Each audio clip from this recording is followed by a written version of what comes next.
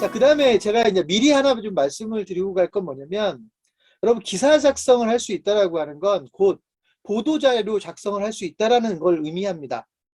그러니까 예를 들면 내가 지금 어떤 주제에 대한 기사를 쓸 수 있다라고 하는 건 그 기사를 써달라고 언론사에다가 보도자료를 배포해야 될 업체로서는 보도자료 작성을 하는 거랑 똑같은 거거든요. 그러니까 여러분이 기사 작성 능력이 된다라고 하는 건 즉 여러분이 보도자료를 작성할 수 있다는 이야기고, 보도자료 작성은 여러분을 누군가에게 홍보할 때 여러분에 대한 보도자료를 쓸 수도 있는 거지만 여러분이 주변 분들을 도와주는 작업을 할 수 있다는 얘기입니다. 왜냐하면 보도자료라고 하는 건 결국 언론사에다가 나를 좀 보도해 달라고 만드는 자료인데 사실 그게 만드는 게 쉽지 않거든요. 쉽지 않은데 만약에 여러분들이 기사 작성할 수 있는 능력이 되고 당연히 보도자료 작성 능력이 된다고 하면 사실은 여러분 지역에서 여러분이 보도자료 작성을 도와줄 수 있는 상황이 되고, 좀 더 거창하게 얘기하면 홍보대행이라고 하는 일을 부분적으로는 가능하게 되기 때문에 오늘 기사 작성에 대한 이야기는 매우 중요할 수 있습니다. 다만 저도 뭐 제가 언론학이나 신문방송학을 전공한 것도 아니고, 다만 제가 이제 창업경제신문을 운영하면서 저도 제 딴에는 공부를 하고 우리 기자들을 교육을 시키기 위해서 지금까지 고민했던 부분들을 여러분에게 말씀드리는 거기 때문에 혹시라도 뭐 학교에서 제대로 기사 작성에 대해서 교육하는 부분과는 약간의 괴리가 있을 수 있다. 한마디로 제가 전문가는 아니잖아요. 그죠? 기사를 쓰는 일을 업으로는 하고 있지만 제가 이 분야를 전공하거나 엄청나게 전문성이 있는 건 아니기 때문에 제가 여러분들에게 지금 교육은 하고 있지만 너무 믿지는 말자. 다만 저도 전혀 전공하지 않은 상황에서 신문사를 만들었고 기사를 쓰고 또 기자들을 훈련을 시켰다면 오히려 저의 경험이 여러분에게 좀 더 도움이 될 수도 있지 않을까, 이런 생각을 해봅니다. 하여튼 그런 감을 가지고 일단 오늘 기사 작성 교육 진행하도록 하겠고요. 가급적이면 중간 끊지 않고 그냥 2시간 끝까지 가도록 하겠습니다. 자, 그리고 또 한 가지. 제가 여러분에게 지금 제 머릿속에서 생각나는 대로 막 얘기하지는 않는다는 거 여러분도 알고 계시죠? 제 강의 노트가 준비가 돼 있단 말이에요. 근데 강의 노트는 기본적으로 여러분에게 발표를 위해서 만든 자료는 아니기 때문에 그냥 제가 알아먹을 수 있는 형태로 정리가 돼 있다고요. 하지만 중간중간에 제가 여러분들에게 그 자료를 보여주면서 설명을 할 부분들이 있어요. 그러니까 내용이 좀 부실하다라고 형식적으로 너무 대충 하는 게 아니냐 뭐 이렇게 욕하지 마시고, 일단 필요한 부분들에 대해서는 제가 여러분에게 보여주면서 하겠습니다. 다만 제가 여러 차례 강조한 적이 있지만 제가 여러분에게 이 교육을 하는 것도 기사 쓰는 것과 거의 패턴이 똑같아요. 오늘 제가 2시간 동안 여러분에게 뭔가 이야기를 해야 되는데 그럼 저는 2시간 동안 이야기할 내용이 설계되어 있을 게 아닙니까? 그죠? 생각나는 대로 얘기하면 그냥 주먹구구식으로 설명할 가능성이 크기 때문에 적어도 이 순서로 어떤 내용들을 이야기하겠다고 정리된 자료가 강의 노트로 지금 제 화면 앞에 있단 말이에요. 제 눈앞에. 그러니까 이런 게 어찌 보면 여러분들이 기사를 쓸 때도 그런 설계도가 필요한데, 이따 이제 제가 그런 부분 좀 더 세부적으로 얘기하겠지만 이따가 제가 여러분에게 제 강의 노트를 잠깐 보여드리면 여러분들이 저런 식으로 자료를 만들어 가지고 교육도 하고 설명회도 하고 하는구나, 이렇게 좀 여러분들이 이해해 주시면 서로 저는 전혀 무관한 내용은 아닐 거라고 생각을 합니다. 자, 그럼 진행해 보겠습니다. 지금부터 정식으로 시작을 하겠습니다. 자, 우선 기사 작성 실무 교육을 제가 여러분에게 오늘 시작을 하면서 몇 가지 좀 당부라고 해야 될까요? 몇 가지 중요한 포인트를 좀 말씀을 드리고 가겠습니다.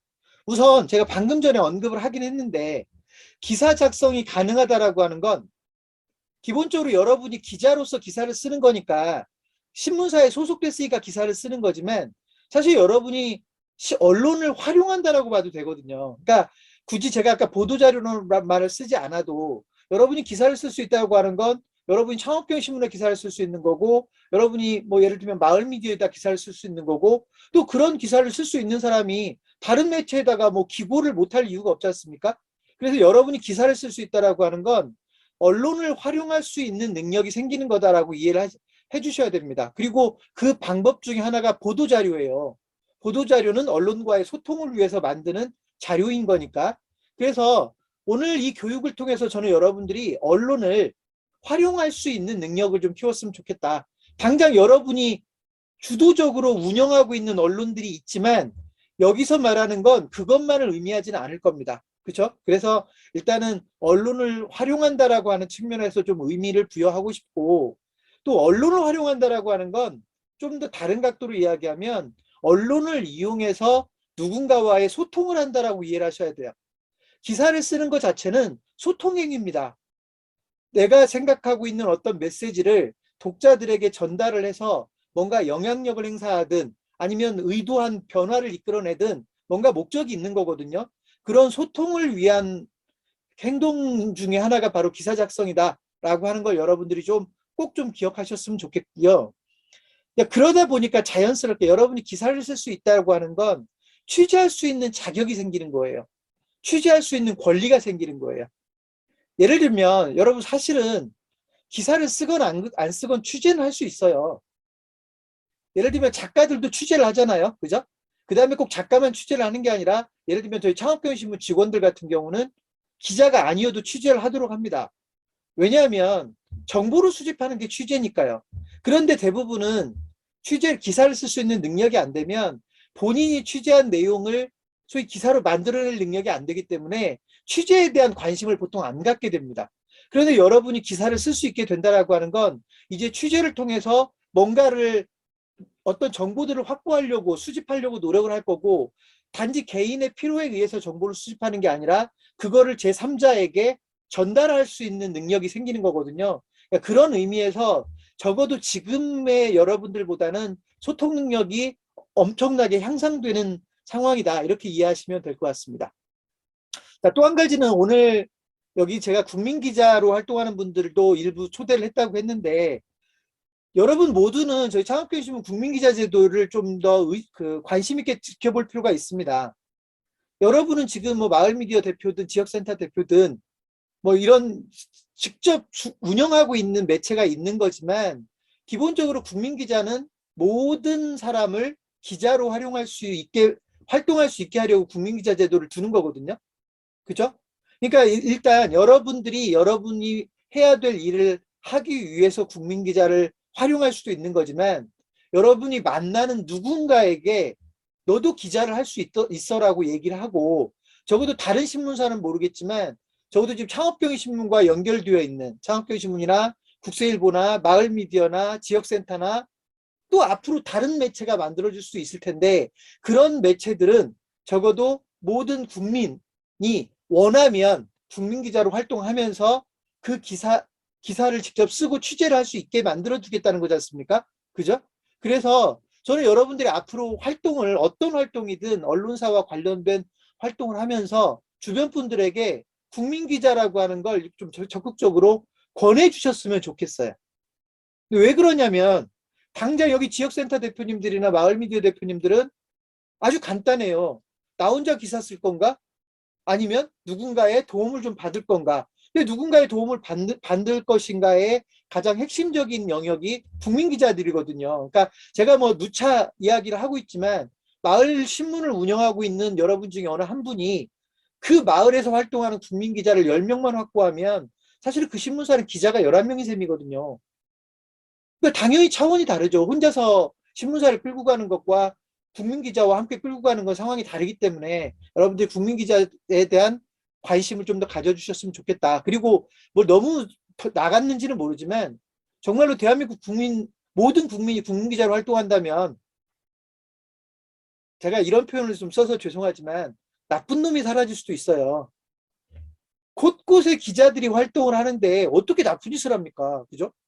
그게 공무원이 됐든 누가 됐든 어떻게 나쁜 짓을 합니까? 곳곳에 기자들이 깔려 있는데. 그래서 적어도 우리가 뭐 개념적으로 만들어 놓은 제도이고 아직은 활성화되어 있다고 할 수는 없지만, 국민기자 제도라고 하는 이 시스템은 앞으로 우리가 함께 일하면서 꼭 활용도 해야 되지만 사회적으로도 우리 사회의 어떤 발전이라고 하는 측면에서도 국민기자 제도는 꼭 필요할 수도 있다. 그래서 여러분들이 좀 적극적으로 그 부분에 대한 홍보도 좀 해주시고 권해주시고 그랬으면 좋겠습니다. 자, 여러분은 기자죠. 그죠? 여러분은 기자입니다. 어떤 신문사에서 월급 주지는 않는지 모르지만 여러분들은 기자입니다. 그럼 기자의 소통 방법은요, 두 가지입니다. 기자의 소통 방법은 크게 보면 두 가지인데요. 하나는 기사 작성이고요. 기사를 통해서 내가 원하는 메시지를 누군가에게 전달하는 거고요. 또 한 가지는 취재입니다. 기사를 쓰지 않아도 취재라는 과정을 통해서 소통을 아주 많이 할 수 있거든요. 이해되셨습니까? 그리고 근데 이제 그 관계에서도 아까 말씀드렸지만 기사 작성을 못하는 사람은 취재를 과감하게 못할 수도 있단 말이에요. 여러분이 기사를 잘 쓸 수 있으면 취재에 대한 욕구는 훨씬 더 생겨나는 거고요. 취재를 많이 하는 사람은 한마디로 인맥이 탄탄할 수밖에 없어요. 취재를 많이 하는 사람은 그만큼 사람들을 많이 만난다는 얘기거든요. 그리고 공식적으로 만난다는 얘기거든요. 그래서 인맥이 탄탄해질 수밖에 없습니다. 그래서 일단 여러분들이 지금 기사 작성을 배운다라는 거, 기사를 실제로 쓸 수 있다라고 하는 게 얼마나 중요한 의미를 담고 있는지 여러분이 꼭 기억하셨으면 좋겠습니다. 두 번째, 근데 제가 이렇게 얘기하면 이제 여러분 중에 일부는 알겠어, 그 매력은 알겠는데 그게 그렇게 쉬운 게 아니잖아. 그렇죠? 기사를 쓰는 게 그렇게 쉬운 건 아니라고 생각을 하고 있을 거고, 지금도 아마 여러분들이 다들 지금 기사를 쓰게끔 저희가 요구를 하고는 있지만 기사 쓰는 게 만만치 않다라고 느꼈을 겁니다. 물론 오늘 이 수업만으로도 완전히 그 문제가 해결된다고 보이지는 않아요. 근데 여러분, 오늘 제가 이야기하는 거를 그냥 한번 쭉 듣고 흘려버리지 않았으면 좋겠어요. 정말로 저는 제가 여러분에게 몇 번 얘기한 적이 있지만 신문사 경험, 기자 경험 전혀 없는 상태에서 신문사를 만들었고 지금 15년 이상을 운영해 왔거든요. 그 사이에서 얼마나 많은 고민을 했겠냐고요. 그죠? 더 좋은 기사를 쓰고 싶고, 내가 뽑은 직원이 더 좋은 기사를 쓰게 하고 싶고, 그죠? 인정받는 신문사가 되고 싶고, 그러다 보니까 공부를 꽤 많이 했단 말이에요. 그런 경험들 여러분에게 정리해서 얘기하는 거예요. 근데 이것도 또 소통인지라 여러분은 지금 제가 중요하다고 생각하는 걸 오늘은 못 느낄 수도 있어요. 그죠? 그런데 그런 부분들을 메모를 해놨다가 왜 이런 부분들이 강조가 됐었는지를 여러분이 좀 더 기사를 쓰면서 고민하다 보면 그때 가서 이해할 수 있는 기회들이 생길 거예요. 그러니까 오늘 제가 여러분에게 이야기하는 내용을 오늘 다 이해를 하는 게 아니라 어떤 거는 오늘 이해가 되겠고 어떤 거는 일주일쯤 지나야 이해가 되고 어떤 거는 정말로 여러분이 1년쯤 기사를 자꾸 써보면서 고민을 해야 이해될 수 있는 것들도 있을 거거든요. 그래서 제발 좀 그냥 흘려버리지 않았으면 좋겠어요. 흘려버리지 않고 제가 지금 한 7페이지, 8페이지 걸쳐서 정리를 했는데 그 내용들이 여러분 기사 쓰는데 하나하나 꼭 필요하다고 생각이 돼서 정리한 내용들이다라고 하면 좋겠습니다. 얘기를 좀 해볼까요? 이것도 앞에서 뭐 다른 기회에 제가 이야기를 했던 내용들이지만 기사는 가장 짧은 글짓기입니다. 가장 짧은 글짓기. 예를 들면 기사는 예를 들면 저희 창업경신문 기사 같은 경우는 한 페이지를 넘어가지 않잖아요. 거의 모든 기사가. 그죠? 물론 상황에 따라서는 좀 더 길어지는 기사도 있겠지만 대부분 한 페이지를 넘어가지 않아요. 그리고 뭐 마을미디어나 제가 지역센터를 얘기할 때는 더 짧게 써도 상관이 없다라고 얘기를 했고, 예를 들면 포토뉴스나 이런 것들은 그야말로 한두 문단만 가지고 기사를 쓸 수도 있단 말이죠. 그래서 실제로 이 기사라고 하는, 저는 작품이라는 표현을 쓸 수도 있다고 생각하는데, 뭐 작품, 창작물 이런 용어를 쓸 수 있다고 생각하는데, 여러분이 적어도 글쓰기라는 과정을 통해서 가장 짧은 분량으로 완성할 수 있는 작품이고 창작물이다. 그러므로 해볼 만하다는 얘기입니다. 여러분이 장편 소설을 써야 된다고 하면 저한테 2시간 배워서 장편 소설 쓸 수 있겠습니까? 만만치 않을 거 아닙니까? 일단 여러분이 생각해도 엄두가 안 날 거 아닙니까? 그런데 오늘은 한 페이지를 잘 쓰기 위한 교육이거든요. 한 페이지를 잘 쓰기 위한 교육이기 때문에 여러분이 오늘 이 교육을 받고 조금 훈련들을 좀 해보면, 여러분들이 좀 시도들을 해보면 기사 정도는 얼마든지 잘 쓸 수 있다라고 저는 확신합니다. 얼마든지 기사 정도는 잘 쓸 수 있다고 확신하면 여러분의 능력에 관계없이, 여러분이 무슨 뭐 여러분마다 개인적인 능력이 다 조금씩은 다르겠지만 그 능력에 관계없이 누구나 한 페이지 정도 되는 기사 정도는 충분히 잘 쓸 수 있고요. 게다가 저는 문단을 한 칸씩 띄게 하기 때문에 그 한 페이지가 또 많지도 않습니다. 글자 수로 따지면 천자내외 정도인데 그 정도는 정말로 여러분들이 관심만 있으면 누구든지 쉽게 쓸 수 있다라고 하는 거를 다시 한번 강조합니다. 그래서 오늘 저는 여러분들이 이 교육을 통해서 자신감을 가지셨으면 좋겠습니다. 물론 지금 갖는 게 아니죠. 끝까지 들어보면 아, 이런 팁들을 내가 이제 알았으니까 이제부터 기사 쓰는 건 분명히 이전과는 다르게 쓸 수 있어라고 하는 자신감을 얻어 가셨으면 좋겠습니다. 한 가지만 더 얘기할게요. 이야기를 시작하면서 여러분, 기사를 쓴다라고 하는 건 영향력을 행사하는 행위입니다. 좋게 말하면 선한 영향력이면 좋겠습니다. 나쁜 영향력도 있어요. 되지도 않는 논리를 언론사들이 자기들의 이익을 위해서 논리를 만들어서 엄청나게 보도를 해대고 있죠. 그런 걸 기레기라고 하지 않습니까? 그죠? 그야말로 목적이 있는 기사를 쓰는 언론사들이 워낙 많기 때문에 모든 언론사가 선한 영향력을 행사한다고 할 수는 없지만 여러분이 좋은 의미를 가지고 기사를 쓰게 되면 정말로 좋은 의미의 영향력을 끼칠 수 있다. 근데 우리는 오늘 너무 큰 그림 그리지 말고요. 여기에 계신 모든 분들이 마을 신문 단위에도 기사를 쓸 수 있다라고 본다면 그게 지역센터가 됐든 마을 신문이 됐든 다 마을 미디어에 신문 기사가 올라가잖아요. 그죠? 그 다음에 여기 국문기자로 활동하는 분이건 뭐 컨설턴트로 활동하는 분이건 적어도 우리가 마을 신문 단위에서는 기사를 쓸 수 있다고 본다면 적어도 내 기사가 게재되는 실리는 그 마을에는 선한 영향력을 끼치자는 얘기입니다. 여러분, 영향력을 끼친다라고 하는 걸 나쁘게 보시지 마세요. 나쁠 이유가 없잖아요. 좋은 걸 알려주고 그렇게 행동하게 하고, 그죠? 더 바람직한 변화 상황을 이야기하고 그렇게 변화되게 만드는 거기 때문에 기사를 쓴다라고 하는 건 분명하게 영향력을 행사하는 행위다라고 하는 걸 여러분이 꼭 좀 아셨으면 좋겠어요. 그리고 그게 꼭 발행하는 사람이 아니어도 제가 아까 말씀드렸지만 여러분이 보도자료를 만들어서 언론사에 이런 내용을 보도해달라고 보내는 행위도 사실은 영향력을 행사하는 겁니다. 내가 좋은 보도자료를 열심히 언론사들에게 배포를 해서 그런 내용이 더 많은 신문에 게재되게 만들면서 독자들에게 변화를 소위 이끌어낼 수 있다고 한다면 그야말로 영향력을 행사하는 것이거든요. 그래서 여러분이 좀 그런 의미를 가지셨으면 좋겠어요. 여러분이 신문사로 적어도 신문사와 함께 신문사의 우산 아래에서 활동한다라는 건 좋은 영향력을 많은 사람들에게 끼치는 그런 행위이기 때문에 좀 더 의미를 가지셨으면 좋겠어요. 사명감도 가지셨으면 좋겠고요. 네, 자부심이나 긍지도 좀 가지셨으면 좋겠습니다. 제가 국민기자, 아니 뭐죠? 마을 미디어 설명회를 할 때 쓰는 표현이죠. 홍반장 만들기 프로젝트. 그죠? 여기서는 제가 길게 얘기 안 할게요.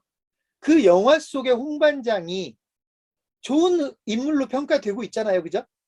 좋은 인물로 평가되고 있는데 여러분이 보신 그 영화 속의 홍반장이 기사를 쓰고 있지는 않잖아요. 그죠? 영화 속에서나 드라마 속의 홍반장은 기사를 쓰고 있지는 않단 말이에요. 근데 그 영화 속의 홍반장이 드라마 속의 홍반장이 기사까지 쓸 수 있고 만약에 신문사를 운영하고 있었다면 그 좋은 영향력을 더 많은 사람에게 끼칠 수가 있었을 거라고요. 이해되셨습니까?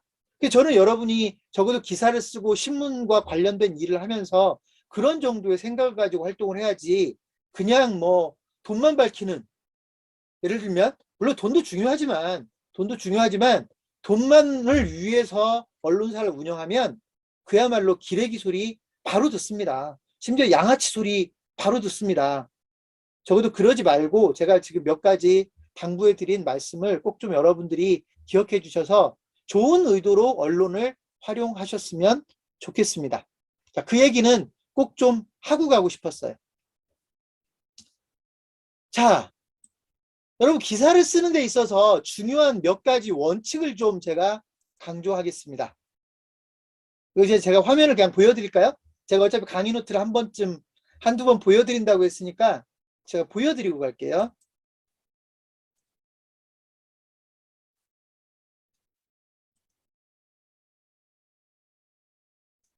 자, 여러분 지금 여러분 보고 있는 화면이 제 강의 노트예요. 저도 이렇게 정리를 해야 여러분에게 얘기를 할 거 아닙니까? 그죠? 그리고 지금 어느 부분을 설명하는 거냐면 여기를 설명하려고 해요. 중요한 원칙. 그리고 방금 전에 제가 여러분에게 세 가지 당부 말씀드렸죠? 그 당부 말씀이 이거였어요. 이해되십니까? 원, 투, 쓰리. 제가 여러분에게 세 가지를 이야기했잖아요. 그죠? 그런 이야기들을 이렇게 정리해 놓지 않으면 제대로 이야기하기가 어렵다고요. 설령 이야기는 할 수 있다 하더라도 막히고 예를 들어 왔다 갔다 하고 일관된 논리를 만들어내기도 어렵고요. 이런 게 강의 노트이고 이게 모든 강의나 설명회 때도 필요하지만 오늘 제가 여러분에게 교육하는 기사를 쓸 때도 이런 설계는 필요합니다. 물론 이보다는 훨씬 단순하겠지만 이보다 훨씬 단순하게 설계할 수 있겠지만 일단 그런 게 필요하다라고 하는 거를 일단 한번 보여드리고 가겠습니다. 자, 제가 일단 교육을 시작하면서 여러분에게 강조하고 싶은 게 뭐냐? 모든 글쓰기는 문단과 문단의 조합이다라고 써놨죠. 모든 글쓰기는 문단과 문단의 조합이다. 여러분 문단이 뭔지는 혹시라도 몰랐다 하더라도 이제 뭐 알면 되는 거고요. 그죠? 글쓰기는 문단과 문단의 조합이에요. 근데 이따 뒤에서도 나오겠지만 저는 제가 이제 권장할 때 저한테 교육을 받는 분들한테 권장할 때 뭐라고 하냐면 한 세 줄 정도를 한 문단으로 쓰는 습관을 들이라고 얘기하거든요. 세 줄 정도면 한 문단으로 훌륭하다. 뭐 이렇게 얘기를 한단 말이죠. 그러면 모든 글은 여기서 말하는 기사만이 아니에요. 소설이 됐든 뭐가 됐든 모든 글은 그 문단과 문단과 문단이 결합돼서 만들어지는 장문이 되는 거거든요. 이해되셨습니까? 문단이 10개가 들어가든 하나의 기사 같으면 문단이 뭐 5개도 들어가고 10개도 들어가고 예를 들면 소설 같으면 그 문단이 몇백 개, 몇천 개가 들어갈 수도 있는 거죠. 그런 문단과 문단의 조합이 모든 글쓰기의 기본이다라고 하는 겁니다. 여러분이 문단 쓰기에 익숙하면 많은 게 쉬워진다라고 하는 걸 제가 강조하려고 이 얘기를 쓴 거고요. 혹시라도 모르는 분을 위해서 단어, 문장, 문단이라고 써놨잖아요. 그죠? 단어는 여러분이 다 알잖아요. 낱말 하나, 문장은요. 낱말들이 열거되면서 소위 마침표 하나가 찍어질 때까지의 그 문장을 문장이라고 합니다. 이런 문장이 몇 개 모여서 하나의 문단을 만들어내는데 보통 문단으로 구성할 때는 하나의 일관된 메시지를 담고 있어요. 일관된 메시지가 없으면 문단으로 굳이 묶어놓을 필요가 없죠. 이해되셨습니까? 그러니까 가장 작은 의미의 어떤 결합체를 문단이라고 보면 된다. 그래서 단어 다 아는 거고 단어가 모여서 문장이 되는 거고 소위 마침표 하나가 문장 하나당 발생하는 거고 이런 문장이 몇 개 모여서 하나의 의미를 담고 있는 문단을 이루는데 그 문단은 사실은 한 문장으로 한 문단이 될 수도 있고요. 두 줄만 가지고도 한 문단이 될 수 있는데 제가 아까 세 줄 정도를 그냥 문단으로 보라고 한 건 저기서 인터넷에서 기사를 쓸 때 제 경험상 세 줄 정도를 문단으로 쓰니까 쓰기도 편하고 여러분들이 구성하기도 편하더라는 얘기예요. 그래서 저는 세 줄 쓰기를 강조하는 거지 어느 교과서에 세 줄 쓰기라는 말이 있는 거 아닙니다. 이해되셨죠? 그래서 문단은 바로 그런 거다. 하나의 의미를 담고 있는 문장의 집합을 문단이라고 한다. 여러분 그냥 여러분이 교과서에서 보는 문단은 뭐냐면 들여쓰기가 시작돼서 마침표가 한번 끝나는 그러니까 들여쓰기를 보통 우리가 국어 교과서대로 공부를 한다면 보통 새로운 문단을 시작할 때마다 들여쓰기 부분들이 좀 있잖아요. 그래서 그 들여쓰기를 해서 몇 줄 쓰다가 다시 엔터를 치고 다시 들여쓰기를 하는데 그렇게 한 번 엔터를 칠 때마다 그 부분이 문단이라고 이해하시면 됩니다. 근데 실제 기사를 쓸 때는 들여쓰기를 보통 안 하기 때문에 여기서 제가 들여쓰기를 얘기한 건 여러분들이 그냥 알아듣기 쉽게 이야기를 한 거고 그냥 하나의 의미를 표현하기 위해서 여러 개의 문장을 정리해 놓은 게 문단이다 이렇게 이해하시면 됩니다. 되셨죠? 근데 뭐라고요? 글쓰기의 기본이요? 그 문단을 구성한다고. 내가 하고 싶은 말을 가장 작은 단위로 구성하는 게 문단이라고 그랬잖아요. 그러니까 내가 하고 싶은 말을 문단을 통해서 메시지를 만들어내는 것이죠. 이게 글쓰기의 기본이에요. 그렇게 문단이 만들어지는데 모든 글쓰기라고 하는 작품이라고 하는 건 이 문단들이 2개, 3개, 4개, 5개, 100개, 1000개가 결합돼서 하나의 작품이 만들어지는 거다. 이렇게 이해하시면 간단합니다. 이해되셨죠? 제가 뭐라고 써놨습니까?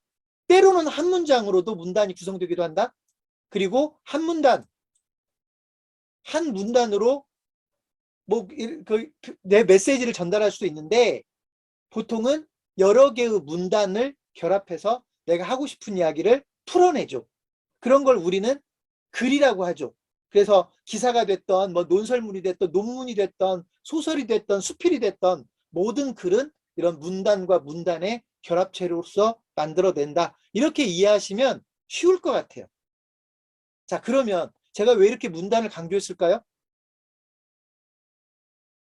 그 문단을 여러분이 쓸 수 있으면 그 다음 문단 2개, 3개, 4개는 어렵지 않기 때문입니다. 하나의 문단을 쓸 수 있는 사람이 왜 여러 개의 문단을 못 씁니까? 여러분 혹시라도 영어 공부를 고민을 많이 하면서 해보신 분들 이런 얘기 들어보셨을 거예요. 10분 동안 혼자서 얘기할 수 있는 사람이 왜 1시간 동안 말을 못하느냐라고 그런 얘기 들어보셨을 겁니다. 10분 동안 내가 혼자서 영어로 얘기할 수 있는 사람이 왜 1시간 동안 얘기를 못하겠어요?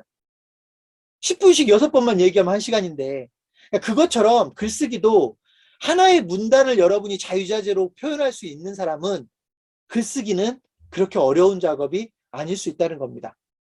물론 긴 글을 쓸 때는요, 소설 같은 거 쓸 때는 엉덩이 붙이고 앉아있는 게 힘든 거죠. 내가 책을 한 권 쓰고 싶다. 문단을 못 써서가 아니라 그럴 때는 내가 엉덩이 붙이고 인내를 하면서 그 글이 맞춰질 때까지 참아야 되는데 그걸 못해서 못 쓰는 거지 문단을 구성하지 못해서 못 쓰지는 않는다라고 하는 겁니다. 이해되셨습니까? 우리는 이걸 뭐라고 불러요? 소통이라고 불러요. 제가 여러분에게 소통의 중요성을 워낙 강조를 하는 편이기 때문에 여기서 뭐 소통이라는 말을 또 한 번 강조하는 게 여러분 이제 쉽게 이해할 수 있을 건데 여러분 메시지 전달이 소통이라고요. 메시지 전달.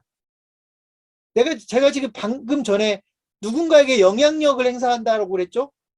소통이라는 게 바로 그거예요. 일방적으로 나 혼자 떠드는 건 소통이 아니에요. 내가 뭔가 얘기를 해서 상대방한테 뭔가 영향을 행사하기 위해서 말을 하는 것이죠. 소통을 하는 겁니다. 근데 그거를 글로써 소통할 때 가장 작은 단위는 문단이라고 보면 좋겠다. 물론 문장도 될 수 있죠. 왜냐하면 아까도 얘기했지만 한 문장이 한 문단을 구성할 수도 있는 거니까. 그죠? 이게 문단을 제가 더 설명하지 않아도 되겠죠, 여러분? 문단은 가장 작은 단위에 여러분이 써야 되는 내용이다. 그리고 문단을 쓰는데 어떤 원칙이 있는 건 아니지만 저는 오늘 여러분에게 3줄 쓰기를 강조할 거예요. 그죠? 제가 써보니까 3줄 쓰기 정도는 거의 부담 없이 써낼 수가 있어요. 한 문단을 3줄 정도로 쓰겠다라고 맘먹으면 한 문단을 쓰는 게 그렇게 어려운 작업은 아닐 겁니다. 여기서 말하는 3줄은요. 그냥 여러분 MS 워드를 쓰든 아리안글을 쓰든 워드 프로그램에서 엔터를 치지 않고 쓰는 줄을 말하는 거예요. 이해되셨죠? 그러니까 3줄이면 얼마나 짧은지 알겠죠? 그죠? 그 정도를 일단 하나의 문단이라고 보고 훈련하면 좋겠다. 자, 그 다음은요. 네, 글을 더 길게 쓴다라고 하는 건 그 문단의 순서를 정해서 정리하는 거예요. 그죠?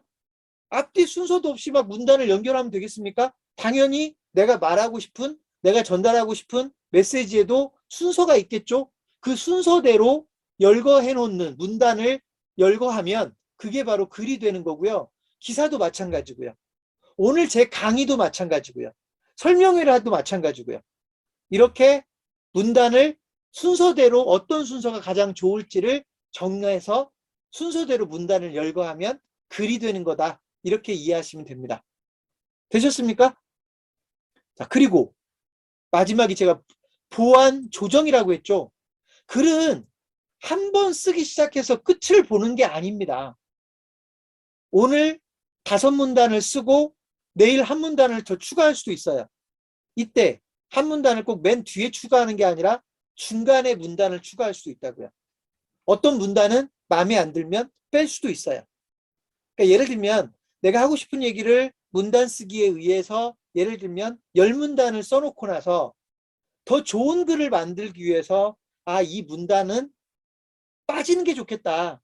이 사이에 이런 내용의 문단이 새로 추가되면 좋겠다.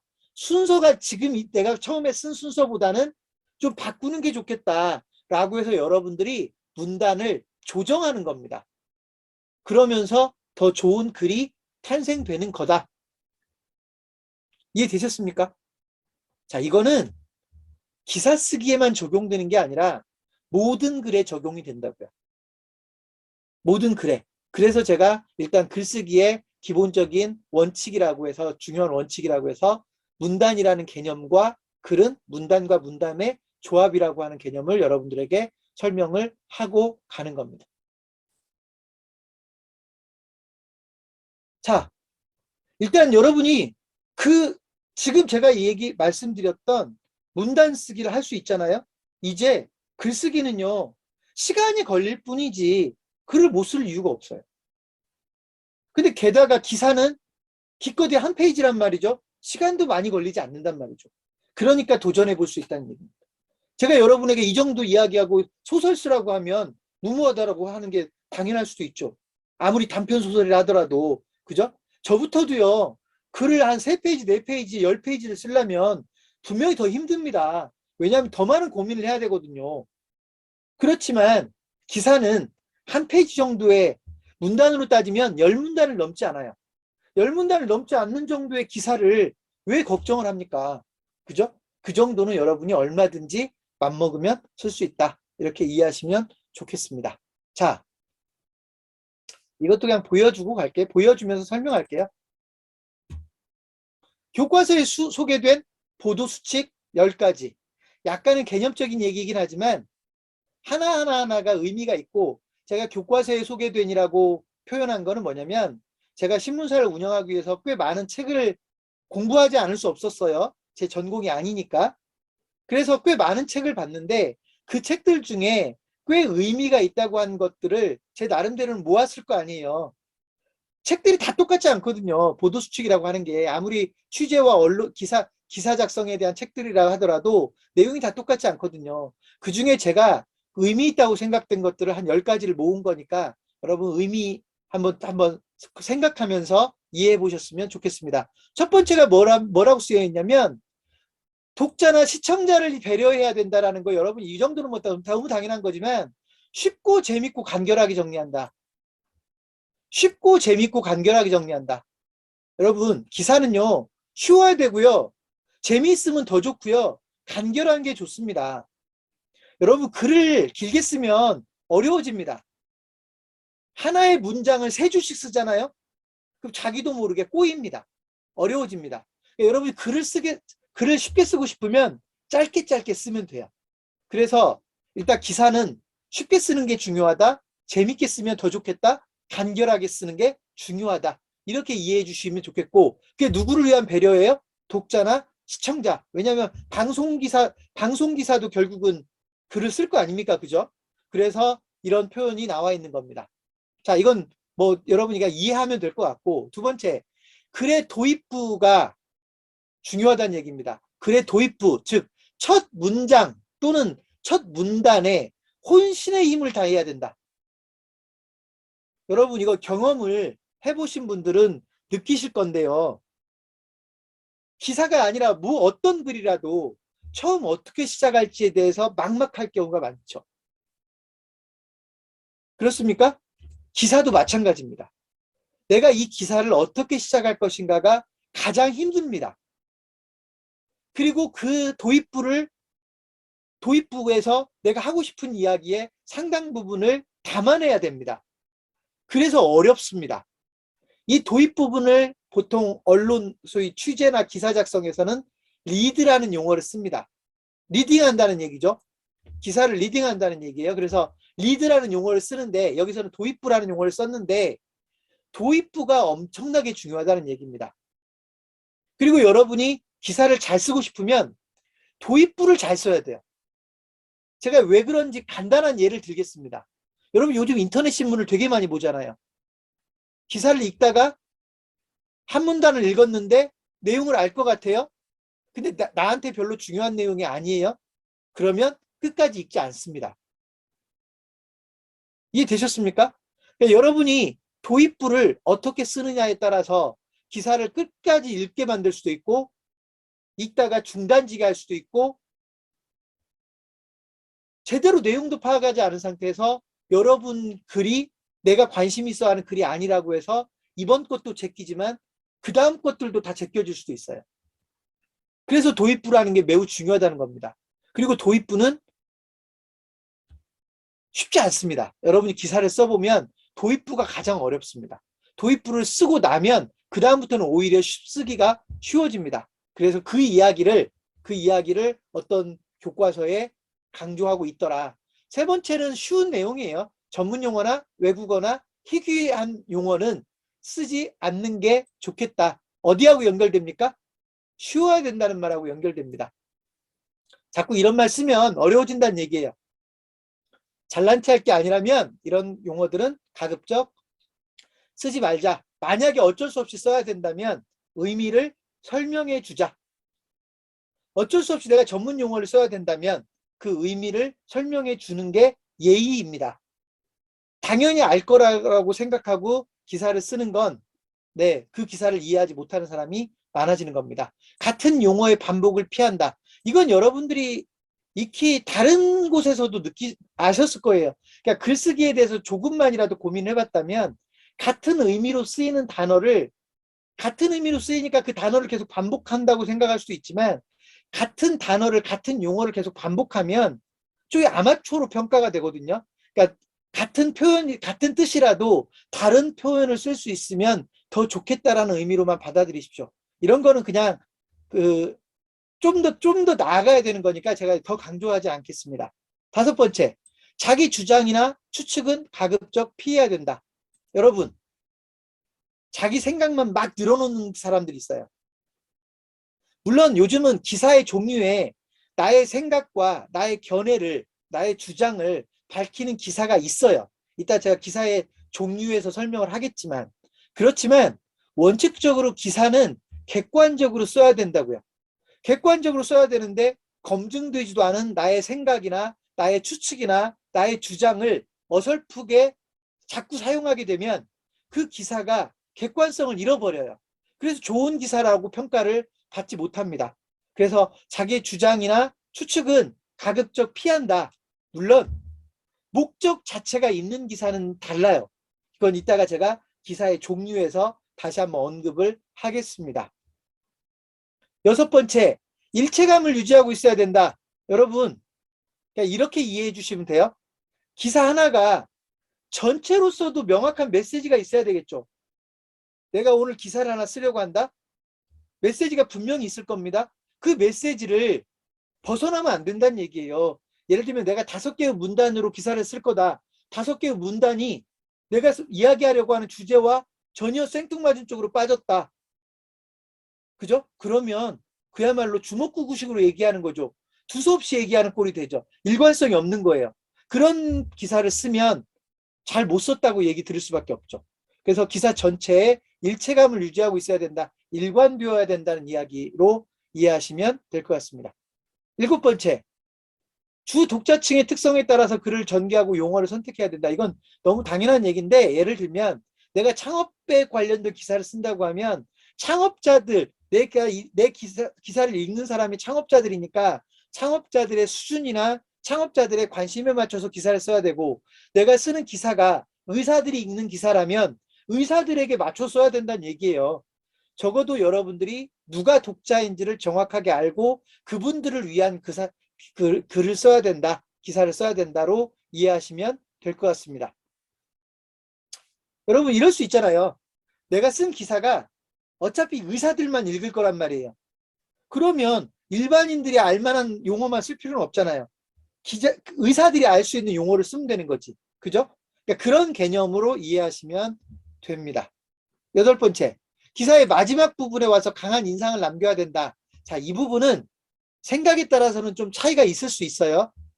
기사는 뒤로 가면 갈수록 중요성이 떨어지기도 합니다. 여러분, 기사는요, 뒤로 가면 갈수록, 아까 제가 그랬잖아요. 기사를 처음에 읽다가 내가 알고 싶은 내용을 다 파악했다고 하면 끝까지 안 읽어요. 그래서 기자들이 보통 기사를 쓸 때 중요한 내용은 뒤에다 안 담아요. 그래서 그런 걸로 보면 사실 뒷부분은 대충 써도 된다라고 이해할 수도 있는데, 그냥 글을 쓴다라고 하는 관점에서 보면 마지막에 뭔가 임팩트를 주고 끝낼 수 있다면 더할 나위 없이 좋겠다. 이렇게 이해해 주셨으면 좋겠어요. 이해되셨습니까? 앞에서 얘기했던 리드하고는 비교조차 할 정도는 안 돼요. 리드가 훨씬 더 중요하다고요. 도입 부분이 훨씬 더 중요하다고요. 그런데 여러분이 좋은 기사로 평가받고 싶다면 마무리도 뭔가 임팩트 있는 내용으로 마무리를 해주면 좋겠다. 신경 좀 쓰면 좋겠다. 이 정도로 이해해 주세요. 예를 들면 제가 만약에 어떠한 교육을 소개하는 기사를 쓴단 말이에요. 그러면 맨 마지막에는 어떻게 신청한다 정도를 마지막으로 마무리하면서 기사를 마무리하거든요. 근데 분명히 여러분 생각을 해보시면 어떻게 신청한다가 매우 중요하잖아요. 그죠?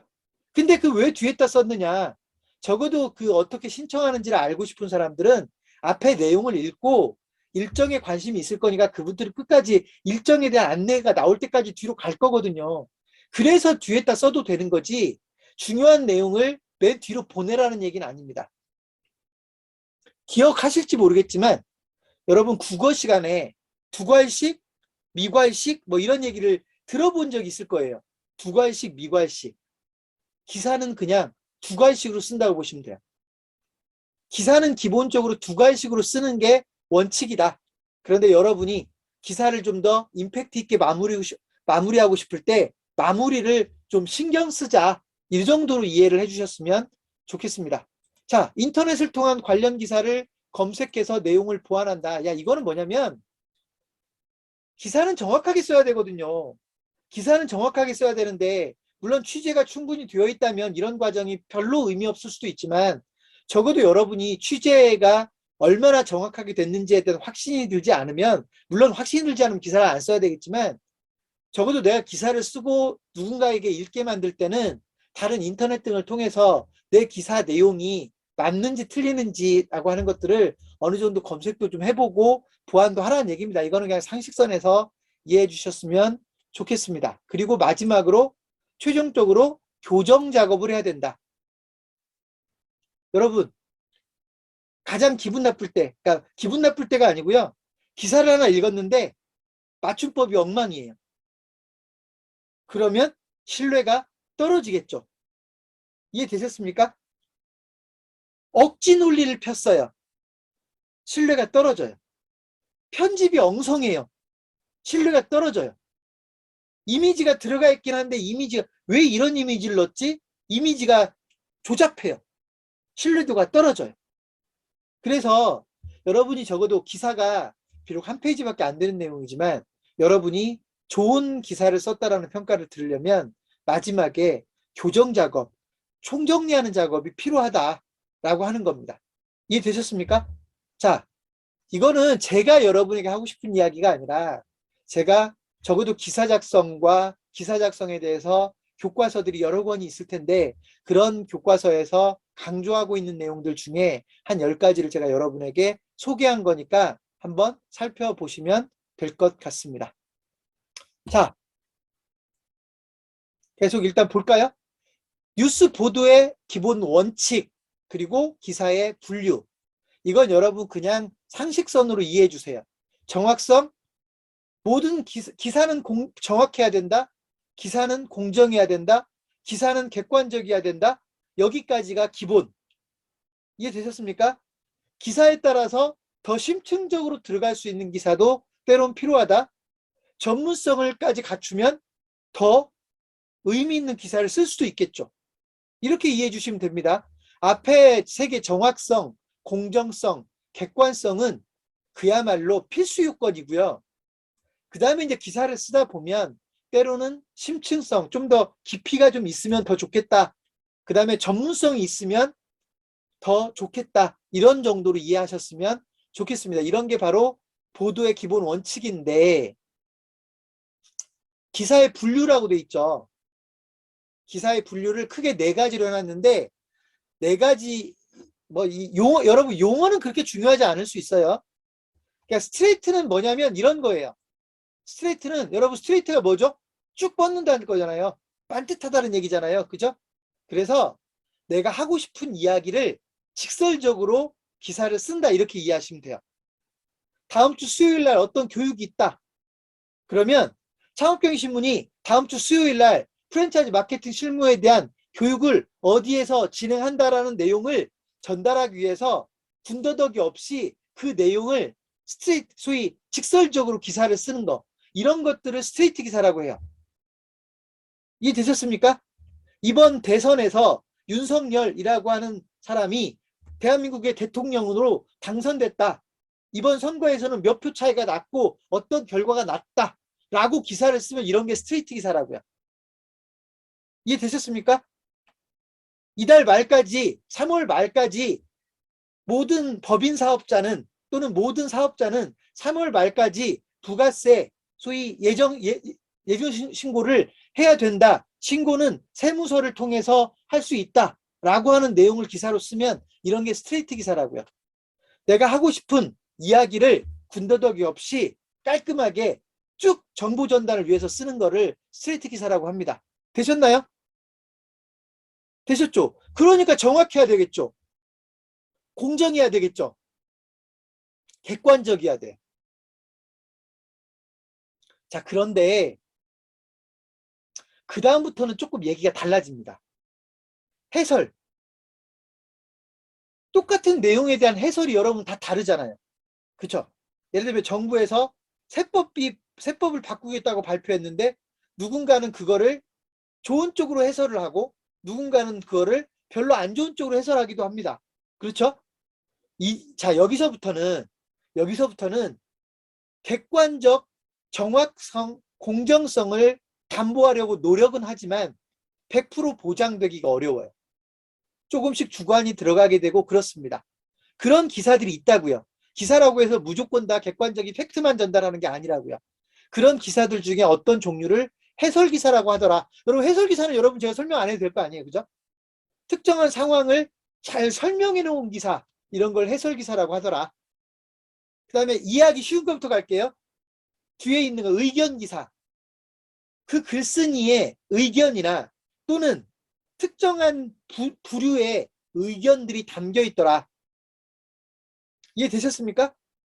정부에서 이번에 세법을 발표했는데 이 세법은 부자들에게는 좋은데 서민들에게는 별로 좋지 않을 수 있다.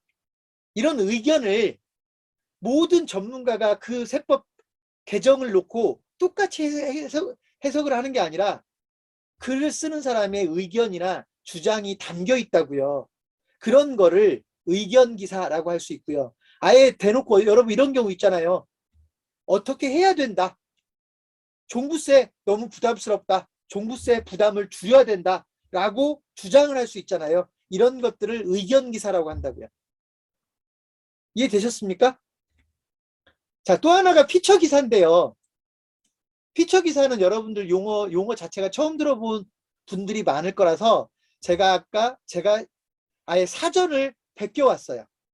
피처 기사의 사전적 의미 뭐라고 되어 있습니까? 사건, 사고, 인물과 관련한 다양한 이야기로 작성한 흥미 위주의 기사.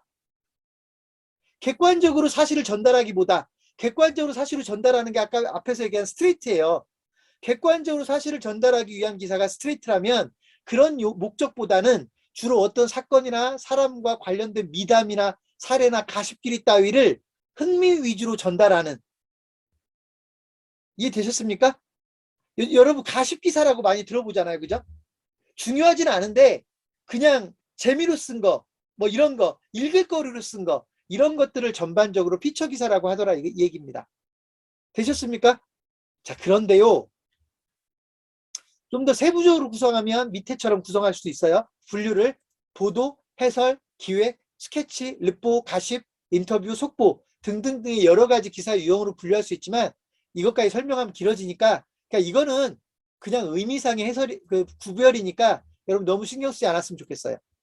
중요한 건 요즘은요, 스트레이트 기사는 스트레이트로만 쓰는 게 아니라, 피처 기사는 피처로만 쓰는 게 아니라, 의견 기사는 의견 기사로만 쓰는 게 아니라 막 섞이더라는 거예요.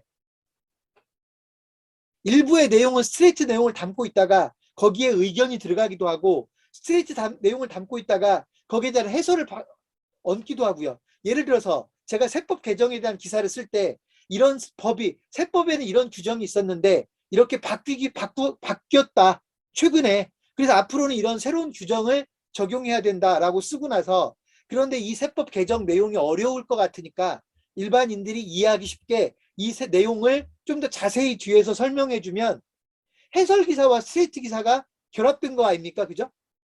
이렇게 최근에는 형식에 너무 구애받지 않고 기사가 혼합되는 경향들이 있더라. 여러분 좀 자유롭게 쓰라는 얘기입니다. 한마디로. 기사를 이런 유형별로 구별을 하고는 있지만 여러분이 좀 더 자유롭게 쓸 수도 있다. 다만 여러분이 기사를 쓸 때 이건 이해했으면 좋겠어요. 이 부분은 지금 내가 객관적으로 쓰고 있는 거다. 이 부분은 나의 주관이 들어가고 있다라고 하는 거를 여러분이 구별할 수 있어야 돼요. 어떤 경우가 문제가 되냐면 순전히 자기 주관만 가지고 글을 쓰는데, 기사를 쓰는데 자기는 그게 객관적이라고 믿고 있는 경우예요. 그러면 이제 엉터리가 써집니다.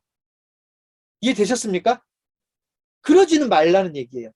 적어도 내가 기사를 쓸 때 이게 객관적인 팩트를 전달하는 건지 아니면 나의 생각을 살며시 담는 건지 글을 쓰는 사람은 알아야 되겠죠. 그죠? 좀 더 자유롭게 기사의 유형들을 혼합해서 쓰되 적어도 내가 즉 객관적인 팩트를 전달하고 있는 건지 나의 주장을 담고 있는 건지 이런 정도는 여러분이 좀 구별했으면 좋겠다. 그리고 심지어 어떤 학자들은 기사를 딱 두 가지로 분류해버립니다. 스트레이트와 피처 기사로만. 그럼 앞에서는 네 개로 분류했잖아요. 근데 여기서 두 개로 분류했잖아요. 그럼 나머지는 어디로 사라진 거예요? 해설 기사나 의견 기사도 피처 기사로 다 들어가 버리는 겁니다. 이해되셨죠? 그러니까 한마디로 객관적인 팩트를 전달하는 스트레이트 기사와 나의 주관이 어느 정도 담겨 있는 피처 기사로 분류한다. 이렇게 이해하시면 돼요. 되셨습니까? 근데 그게 하나의 기사에 들어갈 수 있다는 얘기잖아요. 그죠? 하나의 기사에 들어갈 수 있다고요. 예를 들면 소상공인, 지금 코로나19 시대의 소상공인 정책에 대해서 여러분들이 기사를 쓰는데 소상공인들이 코로나19 때문에 피해를 많이 봐서 정부에서 이런 지원 제도를 통해서 소상공인을 구제하려고 하고 있다. 여기까지는 팩트를 전달하는 기사인데 근데 여러분이 뒤에다가 마음에 안 든단 말이에요. 지원 제도가. 그러면 여러분이 쓸 거 아닙니까? 어떤 전문가의 말을 입을 빌려서 그렇지만 우리나라는 선진국에 비해서 소상공인들의 손실도 보전이 안 돼 있고 소위 너무 그 부분을 소상공인들의 피해를 해결해 주는 거를 너무 아끼는 바람에 이러지도 저러지도 못하는 일들이 벌어졌다. 방역에 혼란을 가져온 건 소상공인들의 피해를 과감하게 보상해 주지 않아서다 라고 여러분들의 의견이나 주장을 후반부에 정리를 했다면 뒷부분은 피처 기사에 가까운 거고 앞부분은 스트레이트 기사라는 얘기입니다. 이해되셨습니까? 이렇게 혼합해서 좀 더 자유롭게 쓸 수도 있다. 이렇게 보시면 됩니다. 되셨죠? 되셨죠? 여러분 적어도 내가 기사를 쓸 때 객관적인 팩트를 전달하는 건지 나의 생각이 지금 여기에 많이 담겨 있는지는 구별하면서 기사를 쓰자. 자, 그 부분을 제가 좀 강조를 하겠습니다. 좋은 기사가 갖춰야 될 요건에 대해서 얘기하겠습니다. 좋은 기사가 갖춰야 될 요건. 여러분, 지금 제가 이야기하는 몇 가지를 충족시키면 좋은 기사라고 한다고요. 첫 번째가 뭐예요? 주제가 명확해야 돼요. 주제가. 기사를 읽고 나서 이 기자가 도대체 뭔 얘기를 하고 싶은지를 내가 모르겠다. 그럼 그 기사는 쓰레기라고. 이해되셨습니까? 어떤 기자가 기사를 썼는데 여러분이 독자로서 그 기사를 읽고 나서 아, 이 기사는 이런 이야기를 하려고 하는 거구나를 여러분이 알아먹어야지. 도대체 나는 이 기자가 뭔 얘기를 하려고 하는지 모르겠어. 그러면 잘못된 기사라고요. 잘못 쓰여진 기사라고요. 주제가 명확해야 된다. 이거는 사실은 모든 글의 기본 원칙이긴 한데 기사는 더군다나 말할 것도 없죠. 왜냐하면 정보 전달을 기본적으로 목적으로 하니까. 그래서 주제가 명확해야 된다. 여러분 이게 되게 개념적인 얘기지만 여러분이 글을 쓸 때요, 기사를 쓸 때 지금 내가 하고 싶은 말이 뭔지를 명확하게 알고 그 이야기를 해야지. 하고 싶은 얘기는 있는데 자꾸 딴 얘기를 해버리면 빗나간다고요. 앞뒤가 없어진다고요. 두서 없어진다고 하잖아요. 그죠? 그럼 여러분이 하고 싶은 얘기를 전달을 못해요. 그래서 주제가 명확해야 된다는 얘기를 하는 겁니다. 정확한 표현은 기본 중에 기본. 왜냐하면 이건 정확성이나 객관성을 담보하고 아까도 얘기했지만 신뢰하고도 연결되기 때문이에요. 기사를 읽었는데 맞춤법도 틀리고 띄어쓰기도 틀리고 엉망이에요. 그러면 그 기사를 기본적으로 신뢰하지 않거든요.